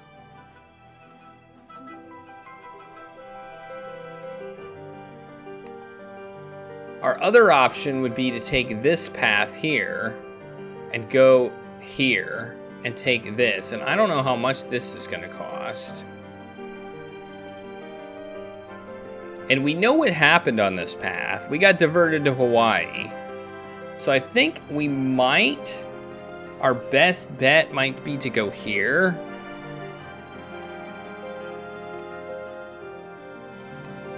Oh, this one's going to be 4,002 apparently.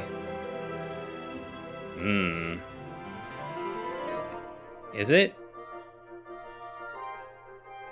Or am I just seeing things? So we have two paths.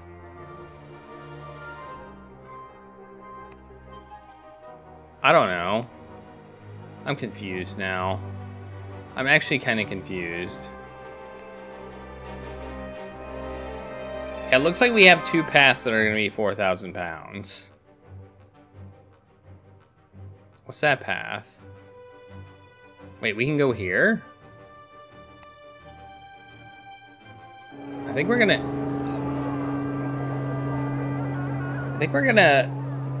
Let's go to the market first.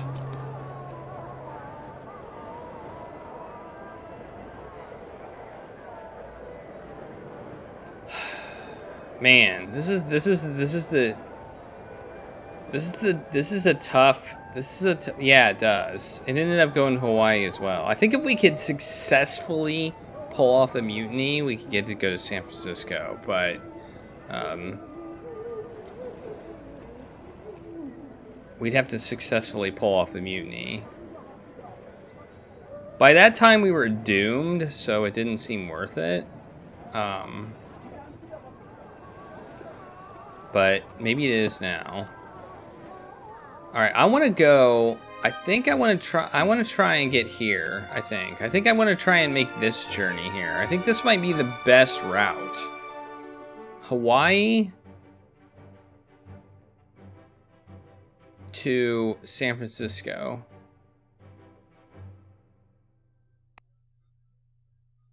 But we don't know this route, so that's going to be a problem.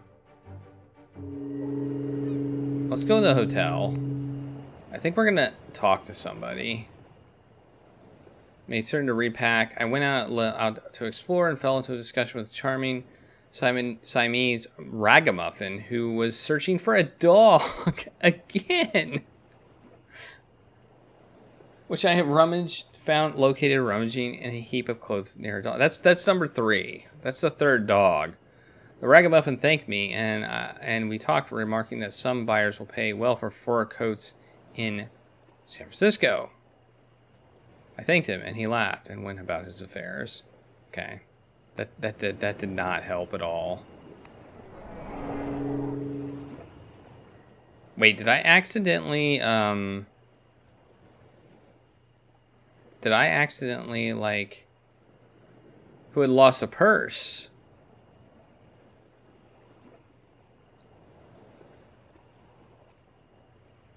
Did I accidentally pass 2 days? I think I may have. Well, crap. This sucks. I can't find this. I can't find this path. Well, this is. I think we're gonna do this. I think we're gonna go here and try the balloon. As much as I don't want to do this, we're gonna do this.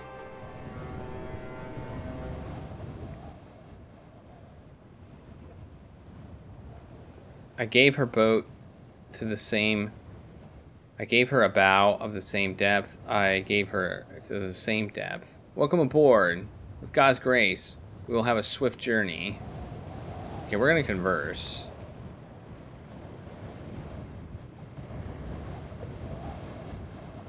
I don't want to go to any of those places.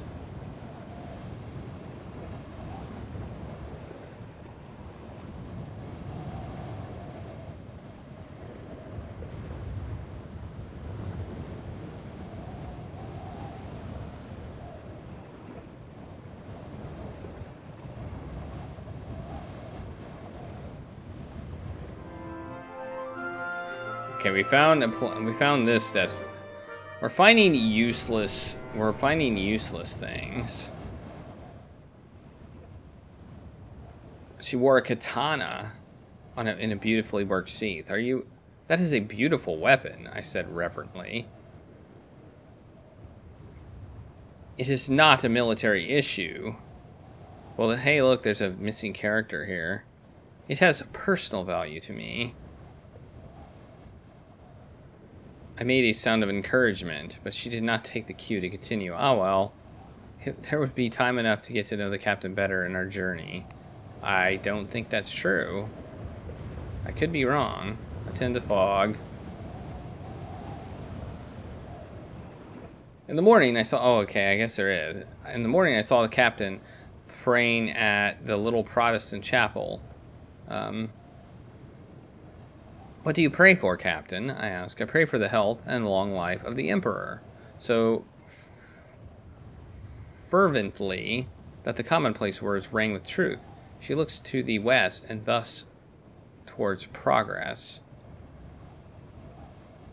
And you're a product of this progress? Her hand closed over the hilt of her katana. 5 years ago, it was illegal for a peasant or a woman to wear a sword. Now, Emperor Meiji has given me a warship. Yes, you still wear a samurai's katana, I pointed out. A look of sadness crossed her face. It is my grandfather's. The men of my family are all samurais. Is that why you joined the Navy? No. My father is still loyal to his daimyo, fights against the Emperor. Your father does not believe in progress? The captain gave me a tired smile. The Emperor has reduced the samurai's privileges and cut their wages. My father is angry. Will he change his mind? I hope so, for he cannot stand against the march of progress and the might of the Imperial Japan. An officer came to fetch the captain away for some pressing duty, and I was left with my whirling thoughts. Alright, we're about to get here. We're going to attend to Fogg again, just to up his health, and then we're going to see if we can get that balloon. Good health to your Emperor, Captain. And you, do not drink the water.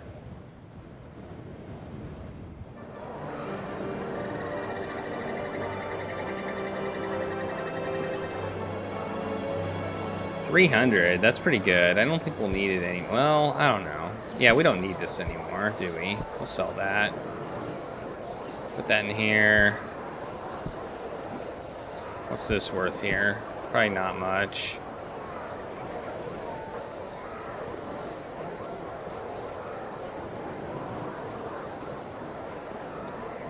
Alright, done. Let's explore. We need to explore. Okay, there we go. We got the route we wanted. I was worried we weren't going to get it, but we got it. That route is the one we need. We need that route. We arrived at the Spanish-governed capital of Manila, at a most inopportune time. The city had recently suffered from the depredations of a major typhoon. And the efforts of rebuilding had been stalled by an outbreak of the dreaded cholera. It originated with sailors of the steamer from the nearby town, and it was the local rumor in any case. Infested establishments were burned daily by the sanitary board, with our hotel one of the casualties. We relocated to the telephone exchange, taking the mechanical horse-pulled tram. Concerned with the possibility of infection, I ensured Monsieur Fogg drank only boiled water. That's a good idea. As recommended by Jon Snow's article in the Medical Times and Gazette, going to the lengths of preventing him from eating any uncooked foods for fear of contamination. From our window, I could see carts piled high with the dead being taken to the mountain to be buried, rather than interned in a churchyard, which put me in a morbid frame of mind.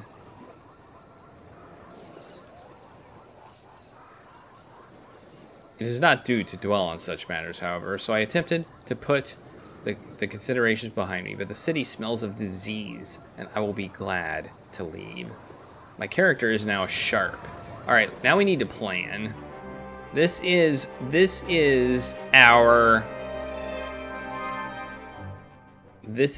This is the journey we need.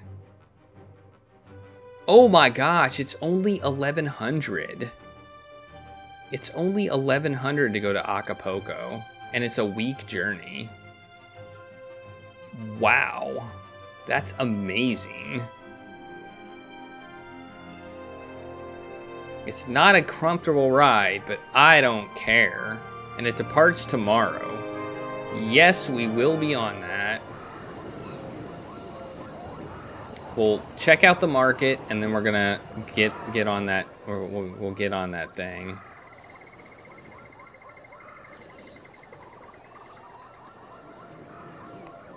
Okay, so we're gonna let the time go by a little bit. We're gonna go to the market. We're gonna check to see what they have. Oh yes, we want this, definitely. We'll take this. Heck, we'll just take everything. We'll take all you've got. This is gonna give us some train tables for the Americas, so we can get across America, and then from New York or Miami, we can probably go across the. Unfortunately, we're probably not going to be able to... Yes, this we are going to do. And our neck cushion, which we just bought, will help us with this. We boarded the Reina Cristina, a Spanish Torquevedo type airship. Its gondola shaped to resemble one of the infamous Spanish galleons of previous centuries, except in miniature. The Manila galleons had been built large enough to accommodate 1,000 passengers and to stock provisions for a journey which, unlike ours, might last upwards of half a year. Okay, we're going. Phileas Fogg attempts round-the-world adventure. Hey, that's us.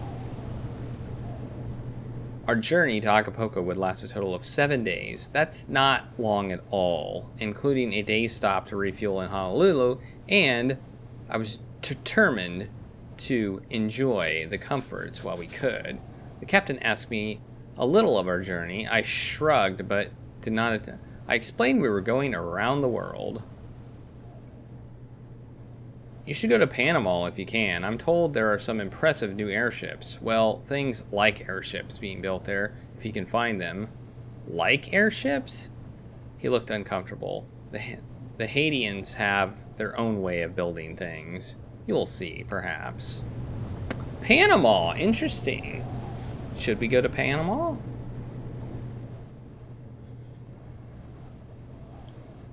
The Filipino crew spoke a mix of Tagalog, and Spanish, all mixed with Lascar sailors' cant, which utterly fascinated me, though I did not have the skill to understand it. Don't bother trying to learn it, the captain remarked in elegant Spanish.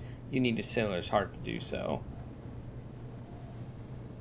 Do you know it? I am the captain of the ship you are traveling upon, he replied, with a glitter in his dark, thick-lashed eyes. You should hope I have a sailor's heart. I think you do. I could not help giving him a smile, which he returned rather rakishly. Truly, I meet the most remarkable people as captain of an airship. Truly, you do. Alright, we're going to converse. Oh, man. A portrait of King Amadeo I hung in one of the relatively unused quarters of the gondola, from which I surmised that the captain was only indifferently devoted to his monarch, which I was exploring and hoped to find a secret or two. And indeed, I stumbled across a small room set with a crucifix and an altar. Clearly, someone aboard was literally a closet Christian. Over dinner, the captain told me about Honolulu, where we would stop in the morrow. If I believed his telling, it was all ripe, fleshed guavas and shark steaks, cooked over coals on soft, sanded beaches, lapped by pure blue water. Alright, let's attend to Fogg again. He's like losing some health here. We spent the day tethered in Honolulu Bay as the crew deflated and refilled the airship's envelope, overhauled the engine, and replenished our fuel. I made sure to eat a local meal of the slippery porridge-like substance the Hawaiians called poi, and slivers of fresh raw fish, which were surprisingly delicious upon my palate. I wondered if the gourmands of Paris could ever be induced to sample such fare. I returned to the airship, much refreshed and eager to press on Acapulco as we settled down for the night.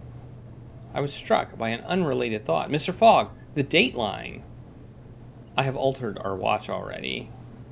Did you think I might forget? My master was, of course, correct. With an eye such as his, it was unthinkable that he might miss such a detail, and we had reached the point directly opposite of Greenwich. Does that mean we're halfway there? We have reached the point, yeah, where the hours had lost in traveling across the earth were added back. A whole extra day. Well, we're doing a lot better than we were doing last time, because this is a fast ship. We are on a fast ship right now. The captain swabbed the Spanish flag flying from the bow in Hawaiian colors. The Mexicans are not fond of us Spaniards. Since the Revolution, he exclaimed, Spanish flags are turned away from the port. Surely they are not fooled. It was a thin subterfuge, if it even deserved the term. It is a little game we play in the interest of trade. We send our Filipino crew members to negotiate for us, and the Mexican custom house adds a hefty surcharge to its taxes. Do not worry, my friend. This is not my first run. Attend to Fogg. He's like 45 days. 45 days. We smelled the smoke first, and then the gunpowder sweetened by blood. Acapulco was visible in the distance, wreathed in lightning flash smoke. It was impossible to see what was happening, though I did not stop the crew from offering several dark, ominous guesses. Are the Spanish trying to retake Mexico? I demanded the captain, who looked bewildered. King Amadeo hardly writes me informative love notes before he gripped the brass-handled telescope swinging from his belt. He turned to the crew. I need a volunteer to climb the rigging and see what is up ahead. The rigging? Outside the airship? I gasped, and he cast me an irritated look, but said nothing. Very well. If none of you is brave enough, I will do it. I looked around at the nervous, wide-eyed crew. Whatever was up ahead, the ship would need her captain to guide her safely. So I volunteered. The captain stared at me in a mix of pity and awe as the captain wordlessly handed me his telescope, a pair of aviator goggles, and a red handkerchief. I can't possibly die, right? I mean, seriously. If I die, then this'll be the end.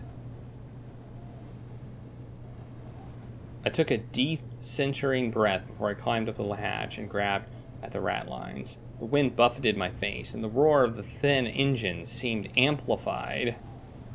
Between the comforting curve of the envelope, I saw an endless, dizzying stretch of sky, and the Pacific Ocean glittered far, far below. I closed my eyes and heaved myself up, managing to grip the foot rope with my toes as I swung out and away from the gondola. I was braced against the wheeling sky, and impossible to drop by nothing other than my trembling hands and feet clutched the rope. I looked up and planned my route. Oh, the timer stopped? Really? That's weird. There it goes.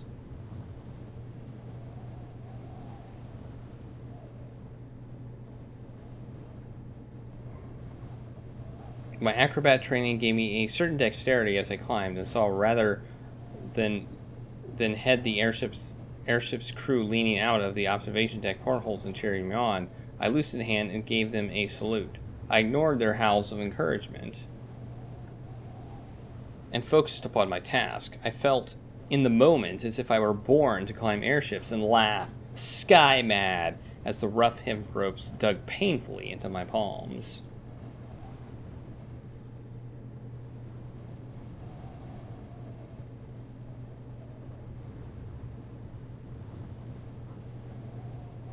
Yeah, it's running. I don't know what's going on. It's running, but. And laughed, sky mad, as the rough hemp ropes dug painfully. I made it to the whitest cross-section of the envelope and waved my red handkerchief. I felt the hum of the engine roars grow sharper as the airship began to climb. Each shudder and yaw was more pronounced, and I clung to my perch for dear life, biting my lips as the wind did its best to plunk me from safety and fling me into the sucking embrace of the ocean below. It would not have me. I refused to meet my death beneath this unfamiliar sky. I extended the telescope as the ship bobbed in the air and peered through it at the bay of Acapulco, thronged with warships firing cannon at the city and lit with unholy fire as they listed and sank. I saw their flags and shuddered. I will not recount how I climbed back down, how many times I slipped, how many palms bled and itched, how nearly I pitched into the ocean. I will tell you I made it back inside, and made my report to the captain. The French army is besieging Acapulco, I said, and then I fainted dead away. Your character is now dependable. Yeah, I think we did some acrobatic thing before. The captain called the passengers and crew together for an announcement. We will leave the French to their business and head to Panama. Well, that's interesting because I actually kind of wanted to go to Panama. So I don't think that's a bad thing. I nodded eagerly and agreed.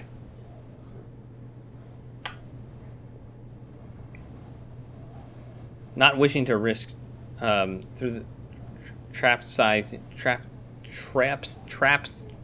traipsing through a city under siege, even if it was besieged by my countrymen. Monsieur Fogg was less sanguine about our change of destination, but made some calculations in his ledger and seemed satisfied.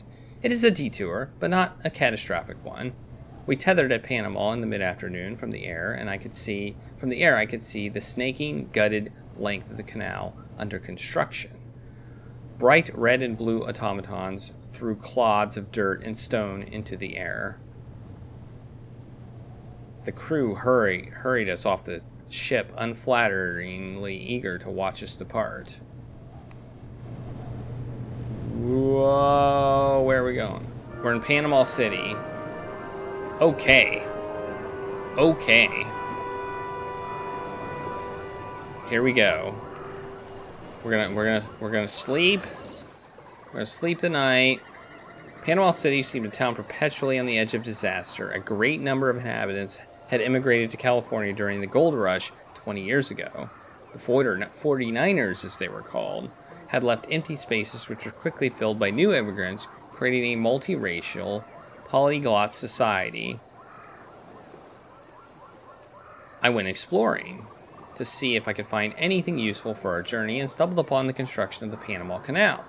Great quantities of stone and dirt were being thrown into the air, undercut by the whistle of steam escaping and boilers rumbling. As I watched, a tall, sharp-eyed fellow in a pinstripe suit glared at me. "Are you here to watch or work?"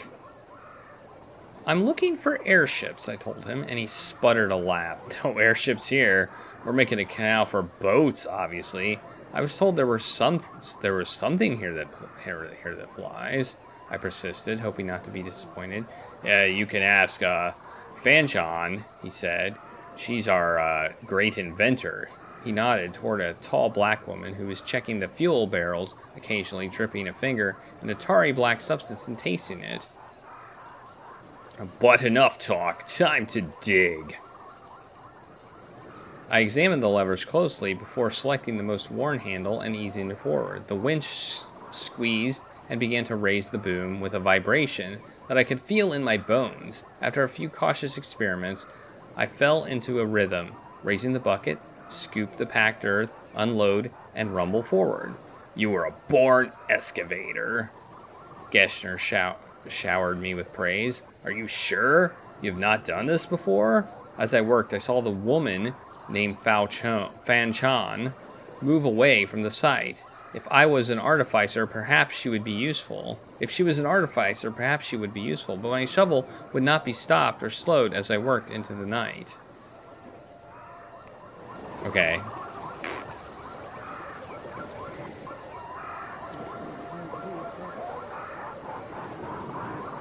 I don't know. I feel like, my personal opinion is if we had these great airships and stuff, I feel like the Panama Canal would be less relevant.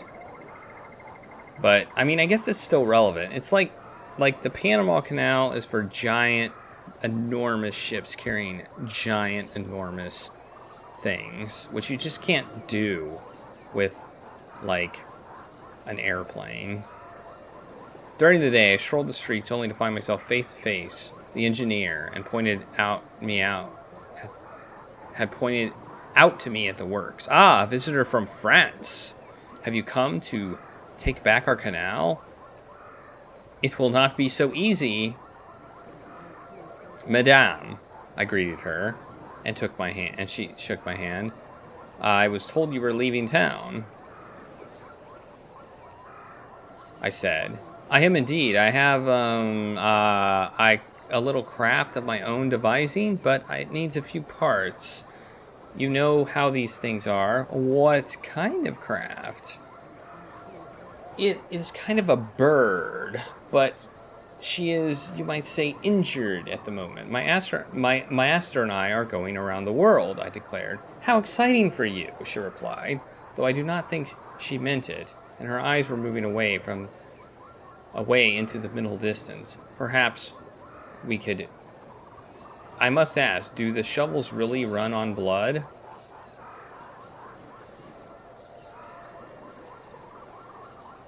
She smiled. "Ah, is that what they say? I have heard it. Is it true?"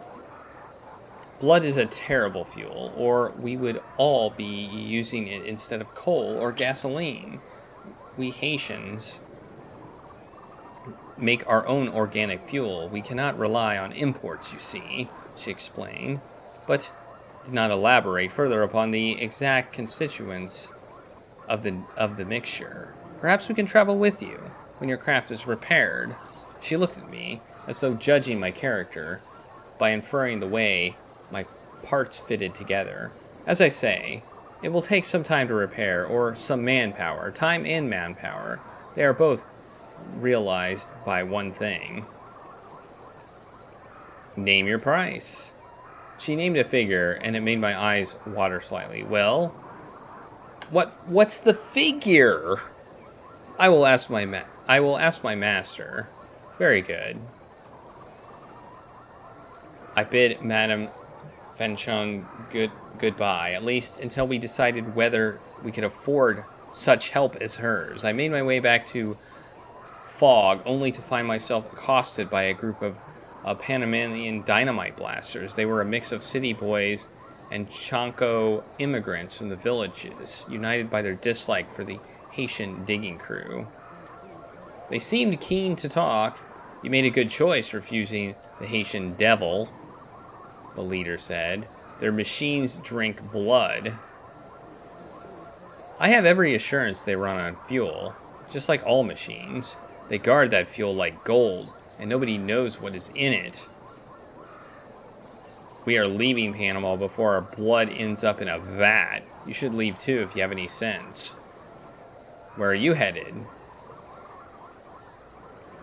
We are going to Tabatinga.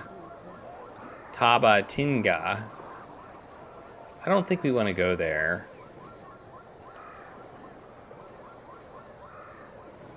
I tried to shake off the memory of their offer and hope that if I forgot it, it would not accidentally suggest it to Monsieur Fogg. I thought of the interior of this vast continent and prayed that it might stay unexplored by my tender feet. Okay, so here we go. Alright, so here's our options. 8,000! Wow! That is crazy.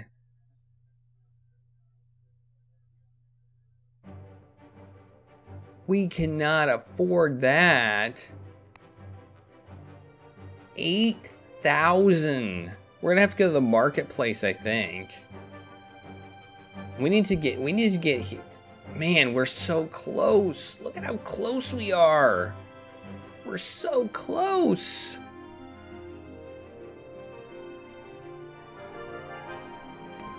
Oh, we're so close. Hey, we got a brass telescope. I didn't realize we got to keep that brass telescope. We're gonna have to go. I want to go to the market. I want to see. I'm gonna go to the market. An antique map.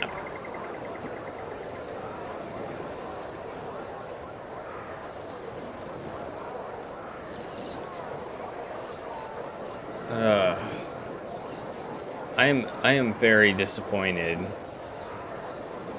in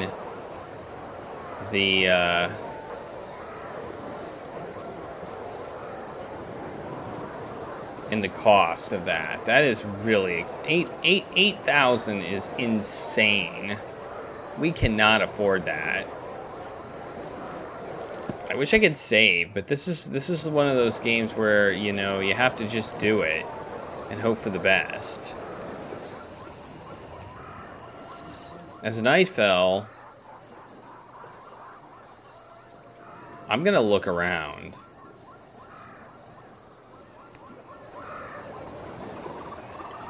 Man. I mean, we could go back to Acapulco. How long is it going to take to get there? Arrives Tuesday. That's a 3-day trip. We have 80 days. So we could go to Acapulco. We could go over to Houston. But we can't afford 8,000. We just can't. I think our best bet is unfortunately to go back to Acapulco, even though that's not what I really wanted to do. Apparently our tip about Panama City was false. If I could get here, I'd be happy, but I can't. And I'm not gonna go down here. This just brings us further away. We're gonna do this. Alright, here we go.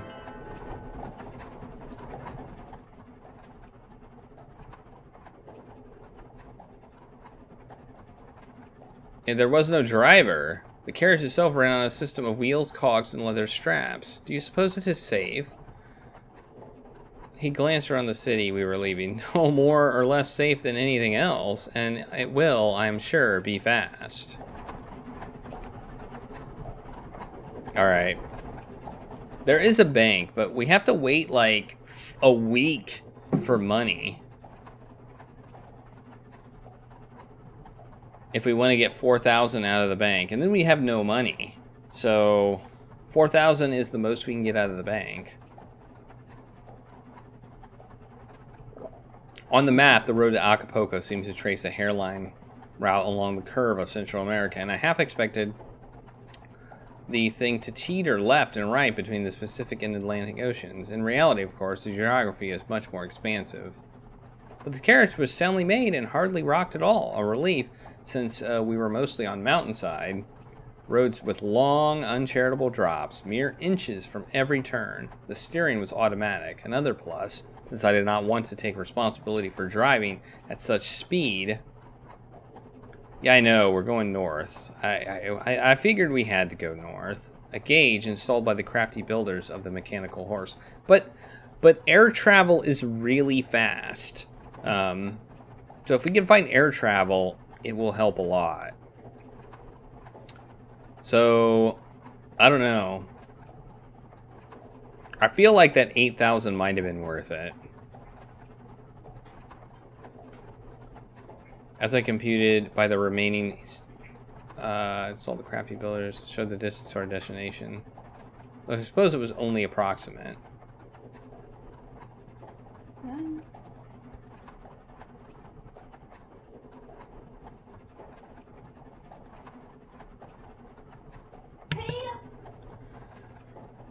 We rattled along in this contraption, my master and I, for once, absolutely alone. How does that work? Like, they have a self-driving carriage.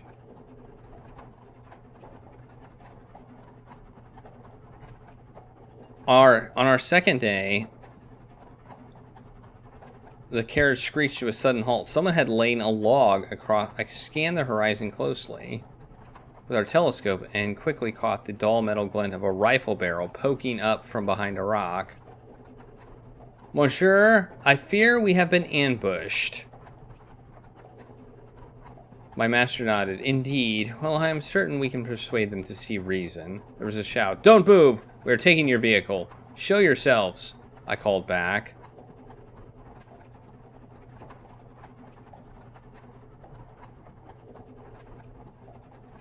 Show yourselves, I called back. I'm unarmed. A lone figure rose from behind a rock, sighting along the barrel of a gun. I just want the vehicle. Don't want to hurt you, but I will.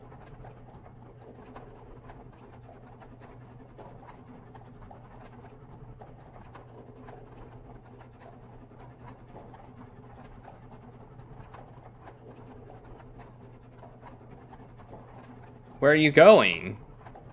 Perhaps we can give you a ride. The figure took a tentative steps down the hillside, and that was when I noticed Monsieur Fogg creeping through scrub and around the back of the place. He was going to get himself shot. I decided to keep the figure talking. You must have been waiting here for a long time. We have water. Surely you are thirsty. What do you care if I'm thirsty? Demanded the figure. I am a valet. Others' welfare is my stock and trade. Monsieur Fogg had now scrambled a little way up the mountainside and was behind the figure, but his plan was now I could not guess. I could hardly imagine him braining the bandit with a rock like a caveman. I reached into the carriage and brought out a carafe. Water. I called out. Quite safe. I saw movement beneath the figure's bandana, a licking of lips. At that moment, Monsieur Fogg stood up directly behind the figure.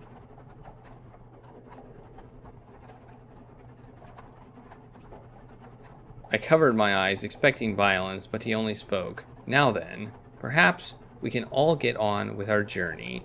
The figure whirled around to face Monsieur Fogg, and I rushed forward and knocked them both down, called for calm.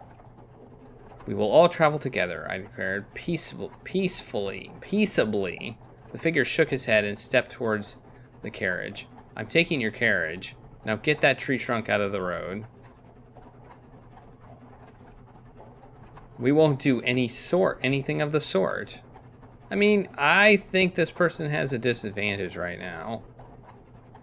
We won't do anything of the sort, I replied. You need our help, and we want you to take us to Acapulco. I don't need you, the figure replied. I placed that log there myself. I can remove it with you both dead if I need to. We sat down and did nothing. The bandit stared at us down the barrel of the gun, then lowered it. Very well. She pulled the handkerchief from her face. We will travel together. Now help me, damn you.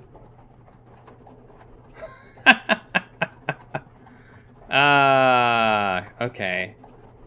We called a bluff there. Well, where are we going? We agreed. Together, we moved the log. Oh. We're going where we wanted to go anyway. Okay. We completed our ride. The lady's name was Catalina Barraza, and she was going nowhere. Instead, she was running away. From what from? The work conditions in the factory where I am employed. I hear there is a better life to be had in Acapulco. Acapulco. And I no longer care not to try it out. Then I wish you luck, I replied, because I did not think things would be any better there. She rode the rest of the way in silence, and we were grateful to disembark and stretch our legs. So we're back here. Well, we're not back here. We never got here. But, okay. Let's check out the market first. Hey, we can buy a gun. Some cheat dice. Can we sell anything for value? We need money. I want money. I want some money. We're not low on it, but I feel like we're gonna need some. Well, I guess we can explore. The French had tenacious hold of the Mexican port of Acapulco. The bay was crowded with ships firing upon each other, and airships rained fire and misery down upon the slopes-roofed buildings. French soldiers fought Mexicans in the smoke-wreathed streets. We decided to explore the city, and the better to find a way to leave. We headed away from the fighting to the outskirts of the city, a risky venture, considering our white skin would mark us as foreigners in a besieged city. Still, I had little desire to participate in my country's colonial brutality, or take succor from soldiers besieging this sovereign place. We had not gone far before we were scooped up by a Mexican patrol of irregulars, led by a smiling Madame Gonzalez Pena. You don't look like French army, she remarked in Spanish, with a look of surprise. We are travelers. I doubt the army has this much luggage, I replied, gesturing to our cases. She frowned. You're a ridiculous man. What on earth are you doing here? We are going around the world. She broke out in a wild, uncontrollable laughter. That is the stupidest thing I have heard all day. I thank you for it. With her rifle, she gestured to a side street. Go that way, out of the fighting. How can we leave the city? There are automatic carriages, even airships heading north. Yes! Airships heading north. You should avail yourselves of them. Leave this place before our reinforcements arrive, and for they will not welcome you. Feeling rather as if she had understated the matter, I was resolved to take her advice and leave Acapulco as soon as we could find the means. We can go to San Francisco. We can go to San Pedro. Or we can go to Houston. Okay, this is a tough choice. We have 30 days left. We can go here for 600, leaving tomorrow. We can go here for 100, leaving tomorrow. And we can sell some stuff here for a good chunk of change. I feel like getting money is probably our best bet. I think money will help us. So I'm gonna go to San Pedro so we can get more. We have a lot of money, but I think this last trip here might be, if we can find a good route, if we have money, we might be able to really do quite well there. And 600 is a lot, so we're gonna go this way. We're gonna rent out some extra luggage space. We're gonna have to get rid of something. Let's get rid of our English poetry, and that's gonna sell, so not that. Well, let's get rid of our neck cushion. Sure, why not? We probably should have gotten rid of our telescope, but oh well. And we're off.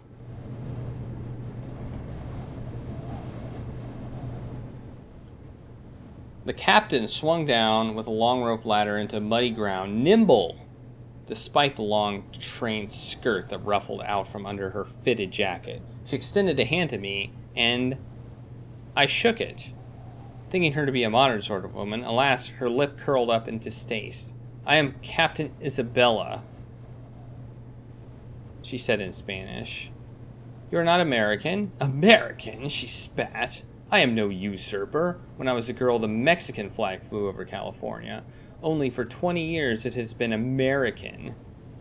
"So you are Mexican then?" She clutched her rosary beads so hard that I feared she would snap the thread. "I am no Mexican. I am Mutsan, and my people have lived in what you call California for thousands of years." We lifted from the ground with a jolt and left behind the battleground from Acapulco. Alright, we're tending to Fogg. Okay. The captain put a coal-stained deerskin apron over her finery and buckled her flowing train out of the way as the boilers rumbled to life. I kept out of her way and went below with the other passengers, and was immediately knocked over by a dark-haired woman holding a notebook in front of her face. She blinked down at me. I dusted myself off with a shrug. "Didn't see you there. I'm Mrs. Hunt. What is your opinion on the plight of the indigenous peoples of America?" I do not know much of it," I admitted. "I am writing a book on the subject. Do you know that last year's Indian Appropriation Act made all Native American wards of the state?" I did not. "Well then, you must read my book, once I've written it, that is." She snatched her notebook back. I'll be sending a copy to the president when it's published. Perhaps you should write it. I'm looking forward to reading it." She snorted. "I'd be satisfied if he's the only one that does."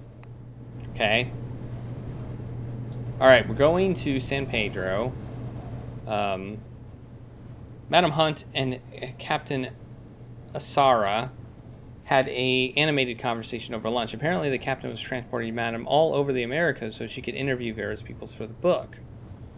"Who did you interview in Acapulco?" "Many of the Franciscan friars who tended to the Indian missions returned to Mexico after the invasion," the captain added, "including Friar Bernardo, who knew me as a child." "Is he as you remembered?"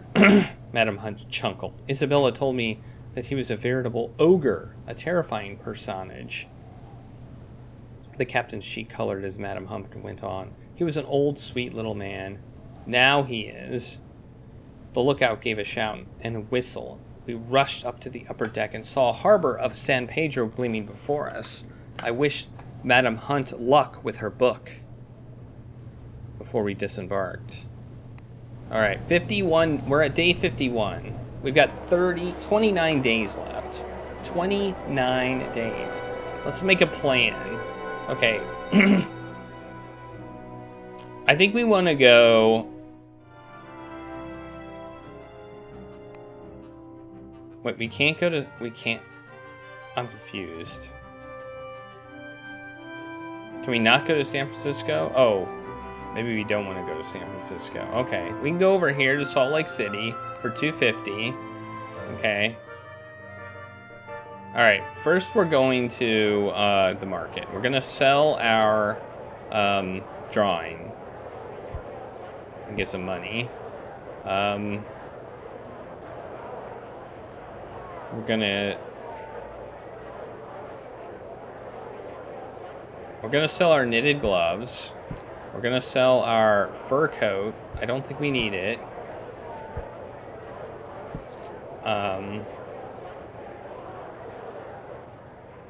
What else should we sell? Pocket altimeter. Yeah, we're gonna sell that.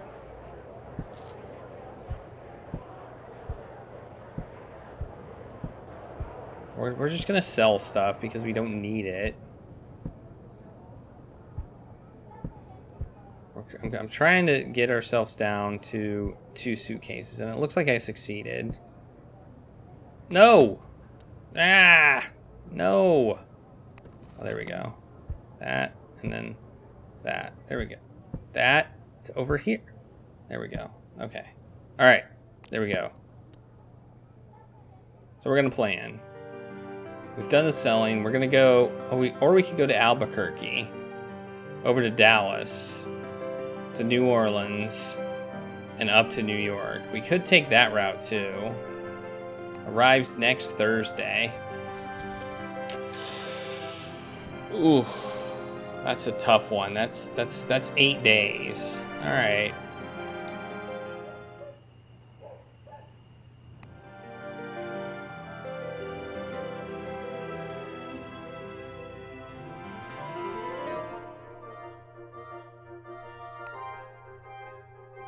Yeah, I think we're gonna do that.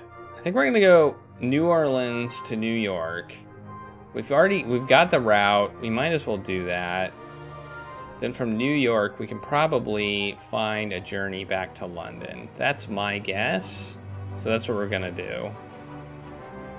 That's the plan now. All right, so let's sleep for the night. We have our plan. We have a lot of money. We're not hurting for money right now. So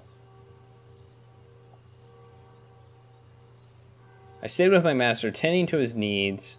This town barely had more than a few thousand residents, and we were to go out, and it would not doubt be forced to meet all of them and relay the story of our adventures until everyone had heard it. Okay, so we're going to go to New Orleans for 350 pounds. And apparently it's a pretty nice journey. So there we go. We boarded the Texas and Pacific Railway, a decent stretch of railroad, by all accounts, which joined west to south. It lacked the speed of an airship, but at least it was reasonably comfortable. Good thing we got out of there when we did, eh? I wonder if you get there later if the situation is worse. The first stretch of the railroad ran through the empty deserts of North Mexico, and I kept my eyes peeled for bandits. I ensured my master was comfortable as we traveled. There was nothing outside the window to distract us.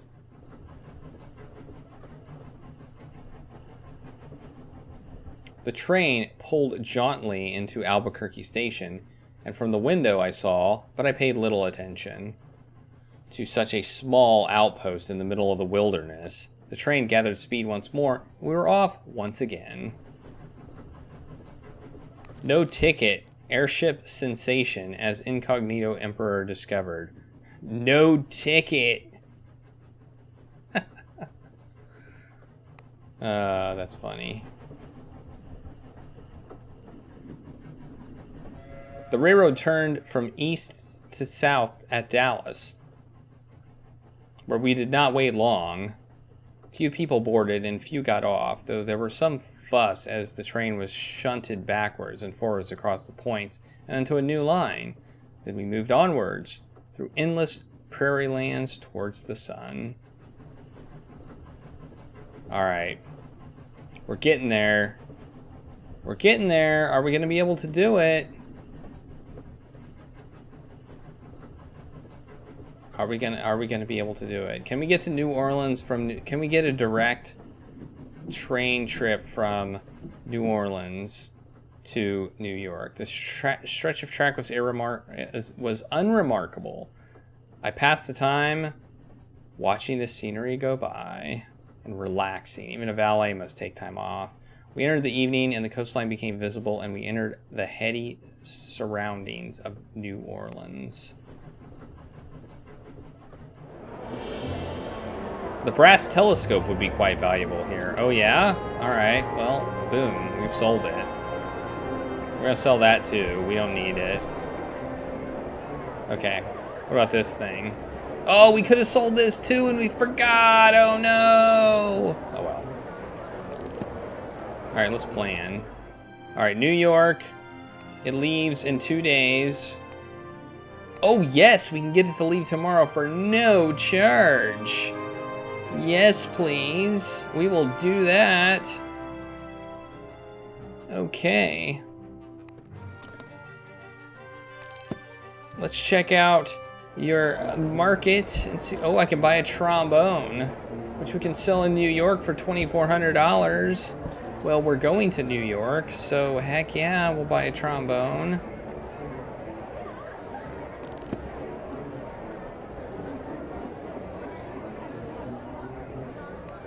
It's leaving in a day, right? Yeah, it's leaving tomorrow. So we'll explore the city too. We'll do some exploration. No, now we're not. Now we lost our exploration option. Oh well. We got a trombone.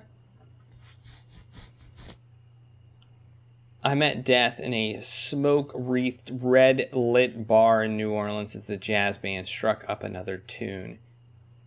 He offered to buy me a bourbon. Holy Mother of Heaven.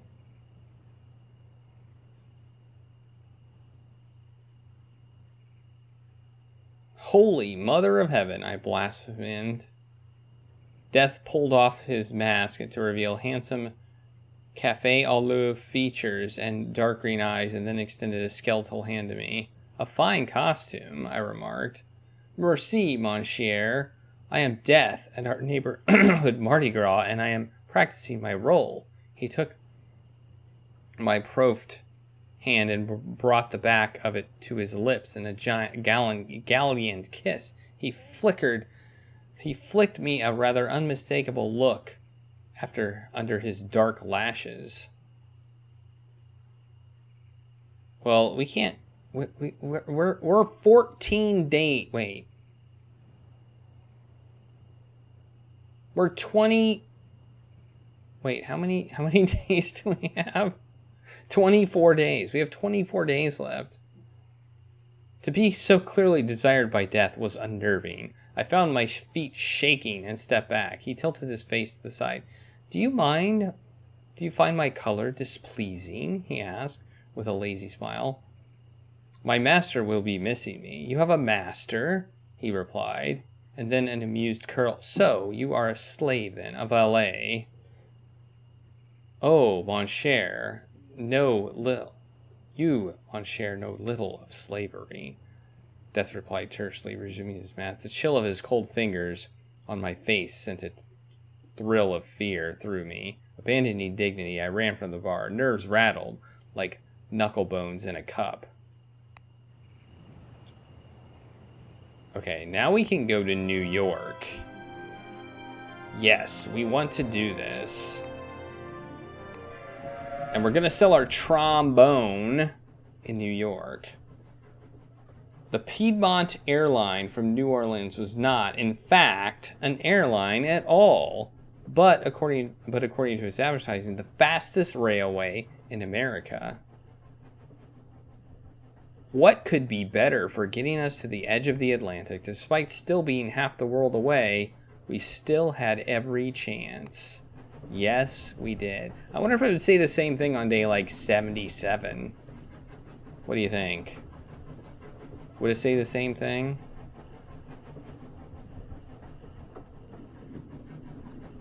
Has anybody taken a really long train journey? I've been in a train. I've been in like regional transportation trains, but I've never like taken a really long journey on a train, like an overnight. Yeah, same for me, coffees. We settled ourselves in a carriage with one other occupant, an extremely large man who introduced himself as Charlie Sullivan, a lad from Birmingham, who had grown into something the size of a warehouse building, who was most impressively sculpted, especially around the neck and upper arms. I asked what had taken him to New Orleans. And he grunted, boxing.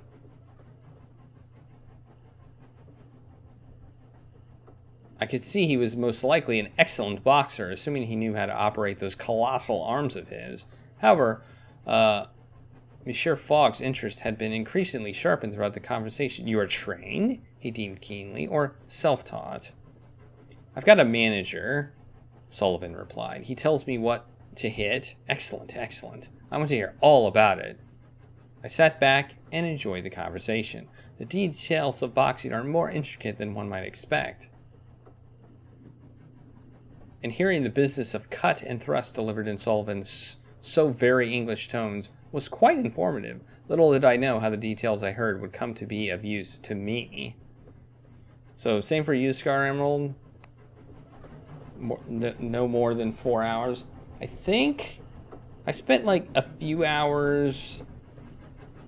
Yeah, a few hours, I think, going. It was in Europe. I took a decent train ride in Europe, but it was still only a few hours. That Mr. Solomon will, I think, be very far indeed. Go very far indeed. Monsieur Fogg opted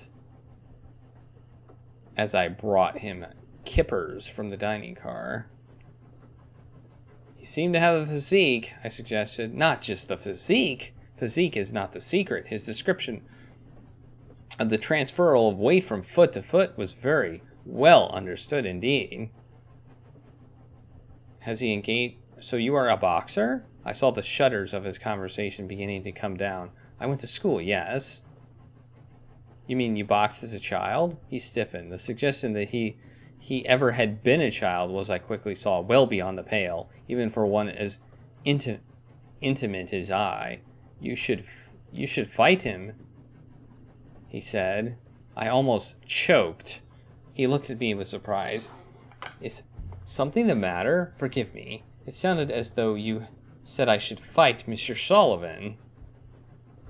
Hey, thanks for the taco party, Toll Panzer. You went to Chicago? Okay, cool.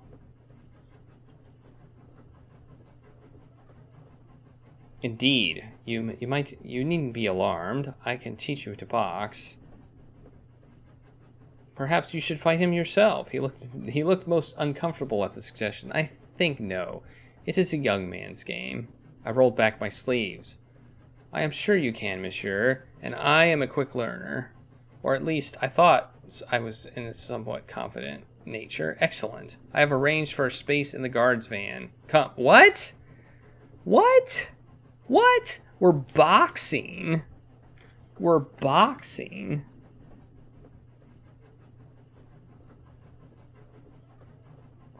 Hey, Grizzleby.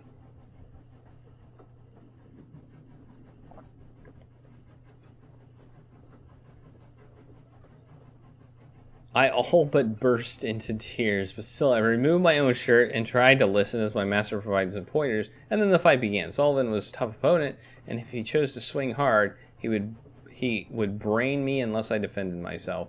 But we could not be able to slug on every swing. He'd pick up my moments to attack.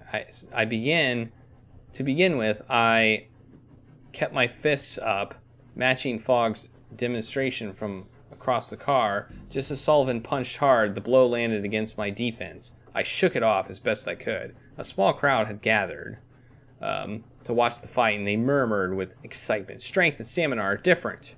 Your strength will come back if you swing lightly, but your stamina, once gone, will leave you out cold.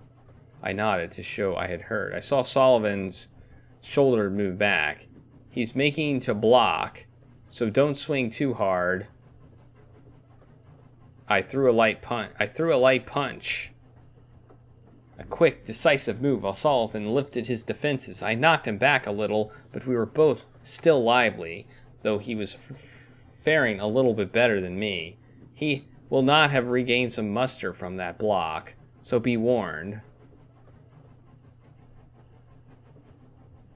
I jabbed. Next, I jabbed, a quick, decisive move, but I had it timed poorly. Sullivan punched hard, a blow slipping past my guard. I was fading fast. I could not take much more. He won't be able to swing like that again, so I threw a heavy punch, putting all my weight behind the blow. Sullivan snapped up his arm to block. I pushed him a little. I was stumbling and staggering. I heard rather than saw the money changing hands. Spectators were betting on me. Sullivan's weight moved back. He's making to swing, my master shouted. Raised my guard, once again protecting my face. Just as Sullivan punched hard, I caught the punch neatly. I was feeling battered and bruised. Well done. Now it's time to get him. I threw another heavy punch, pulling all my weight. I knocked his strength a bit. I was fading fast. Okay, so we're getting repeats.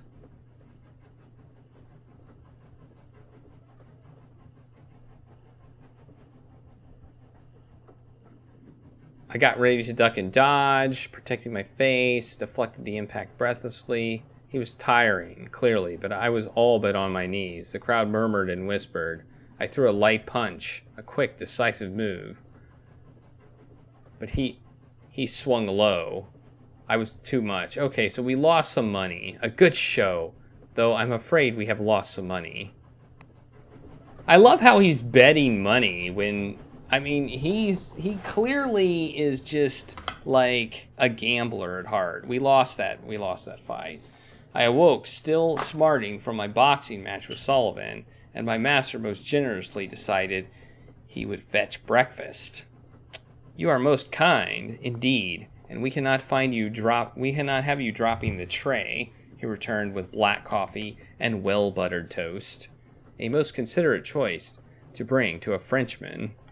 Or at least so I thought, until he began to eat the toast himself and drank the coffee in a slurp. We arrived in New York later that day. I struggled to lift the cases with my tired arms, and we staggered off the train. Okay, we're in New York now. And we're going to sell the trombone for a lot of money. So, really, you know, we don't need that. That's not important. I don't feel like this medallion's important either, but... So, we have to explore. Wait, what would depart do? The only thing we can do... So, we're here. So, we just need to get here now. That's it. I feel like New York, if any place is going to have airships, it's going to be New York, right? I mean...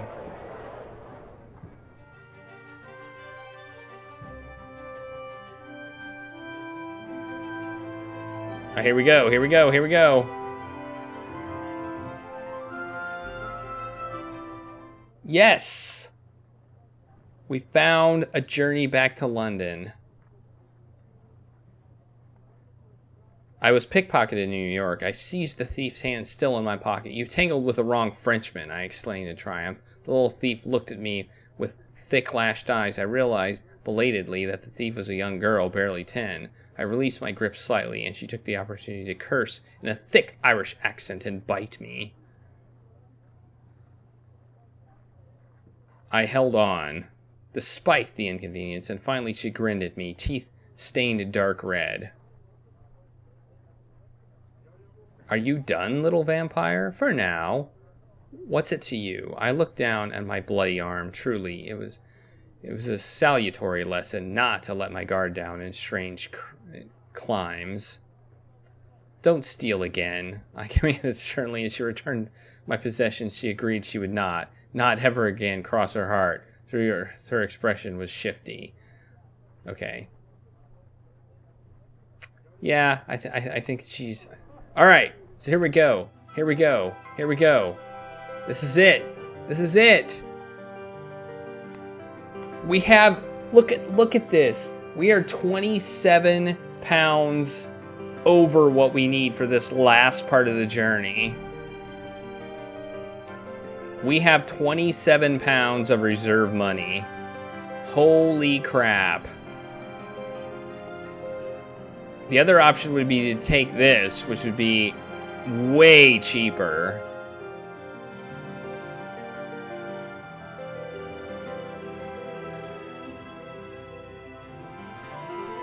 I don't see anything that could possibly go wrong with this trip, though.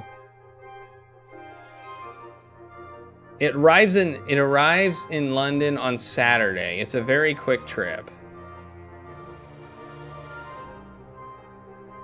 So if we do get diverted, then it won't be the end of the world. We can probably wait for a bank and get some money. So I feel like we should do this.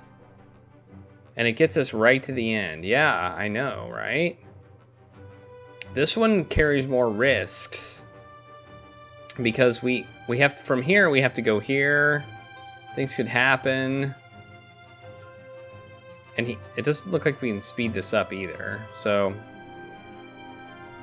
I love how we're 27 pounds within the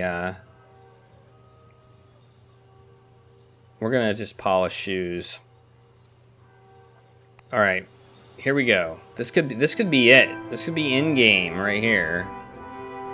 Let's do it. We have the money. We're gonna do it.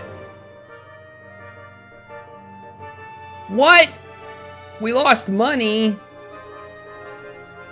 Oh, we had to pay for the damn hotel. Ah! Well, we can sell some things.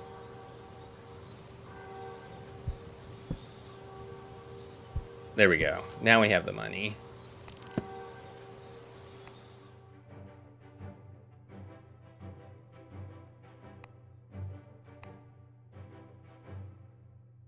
Hey, we even have enough money to hire some extra luggage space for our luggage.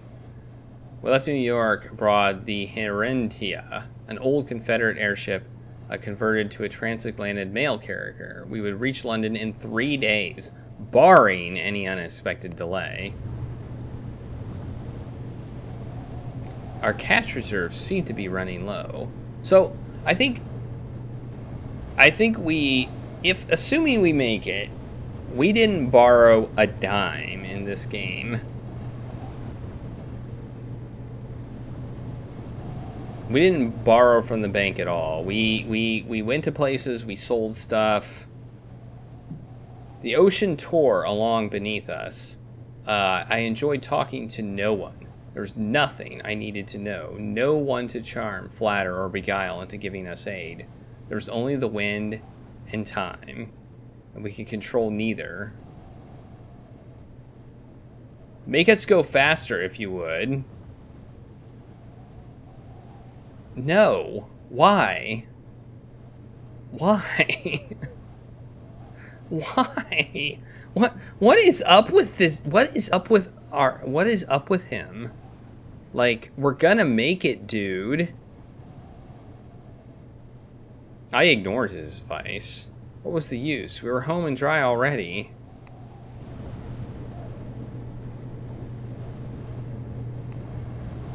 I'm not... No.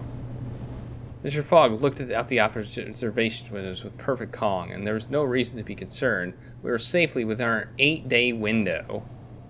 We could not wait to stride into the Reform Club and claim our prize.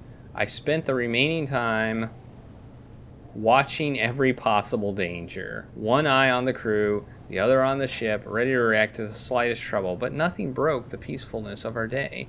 Day 60, and still no, it's not. We're almost there.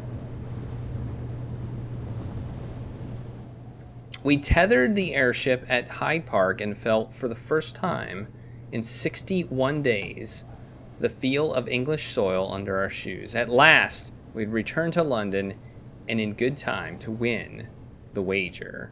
I mean, 61 days.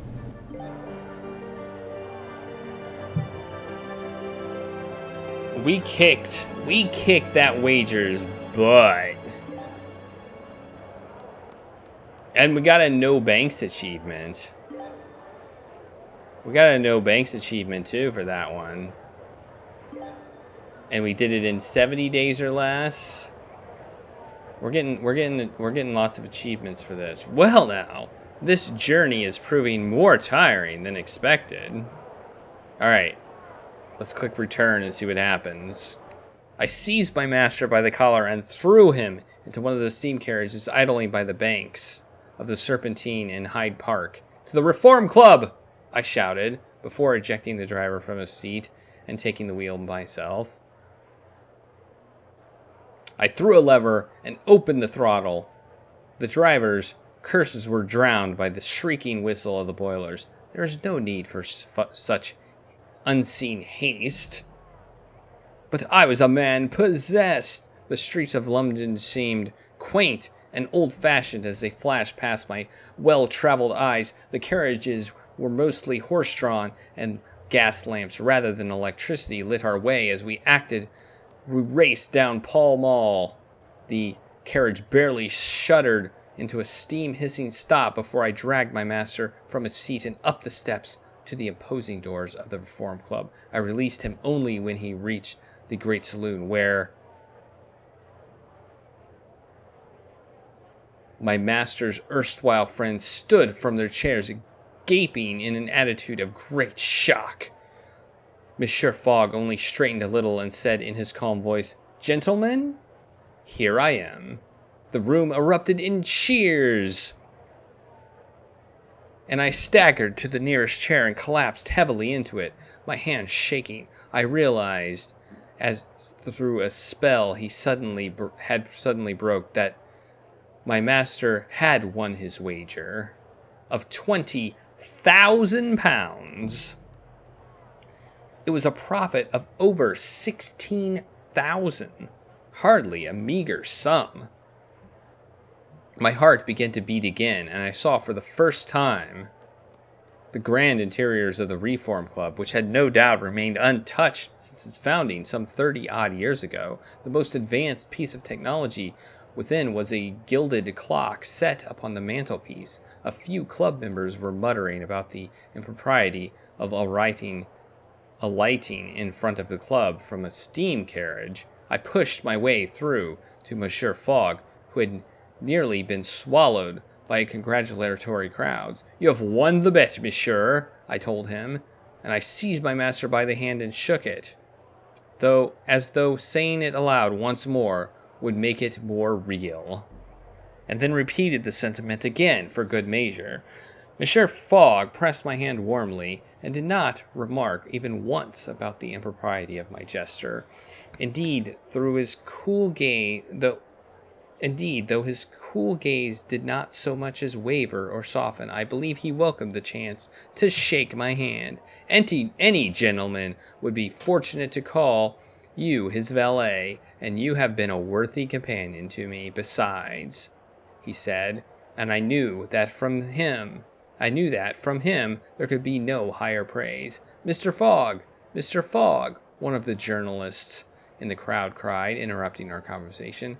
What next for your great adventures? My master looked at me and returned the glance. I have always wondered what is at the center of the earth. I looked around at faces of the assembled crowd and quirked an eyebrow. Anyone care to make a wager?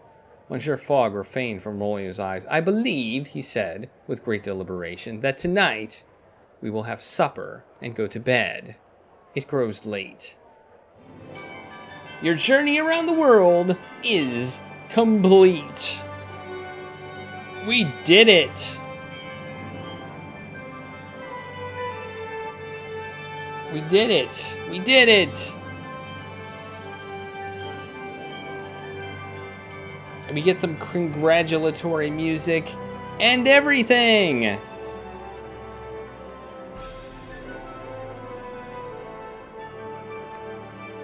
Celebrated Englishman Phileas Fogg wins round-the-world wager. Journey completed in 61 days, despite fighting an Acapulco airlift by pirates in Europe and valet losing boxing match against world champion. We visited 16 cities. Not bad. Not bad. We can see our journey here. So we went,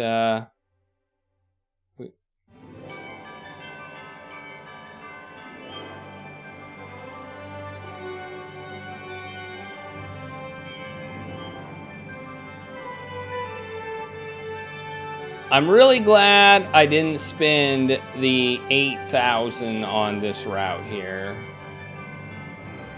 I'm glad we went back here and did this.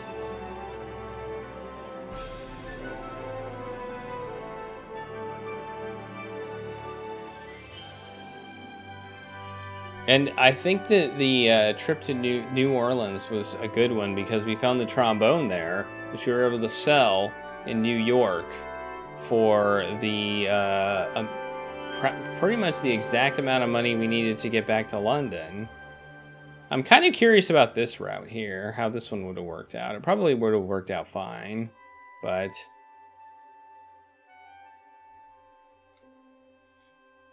So we were dependable, we were collected, we were remarkable, we had comfortable relations with Fogg, we visited 16 cities, traveled 31,796 miles.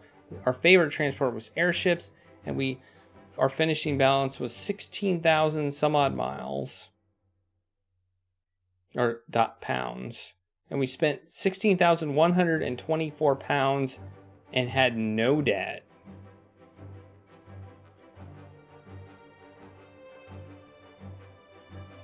I wonder if it's possible to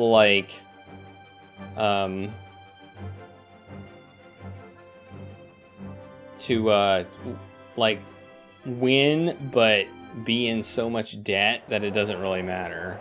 All right. Well, that is the game.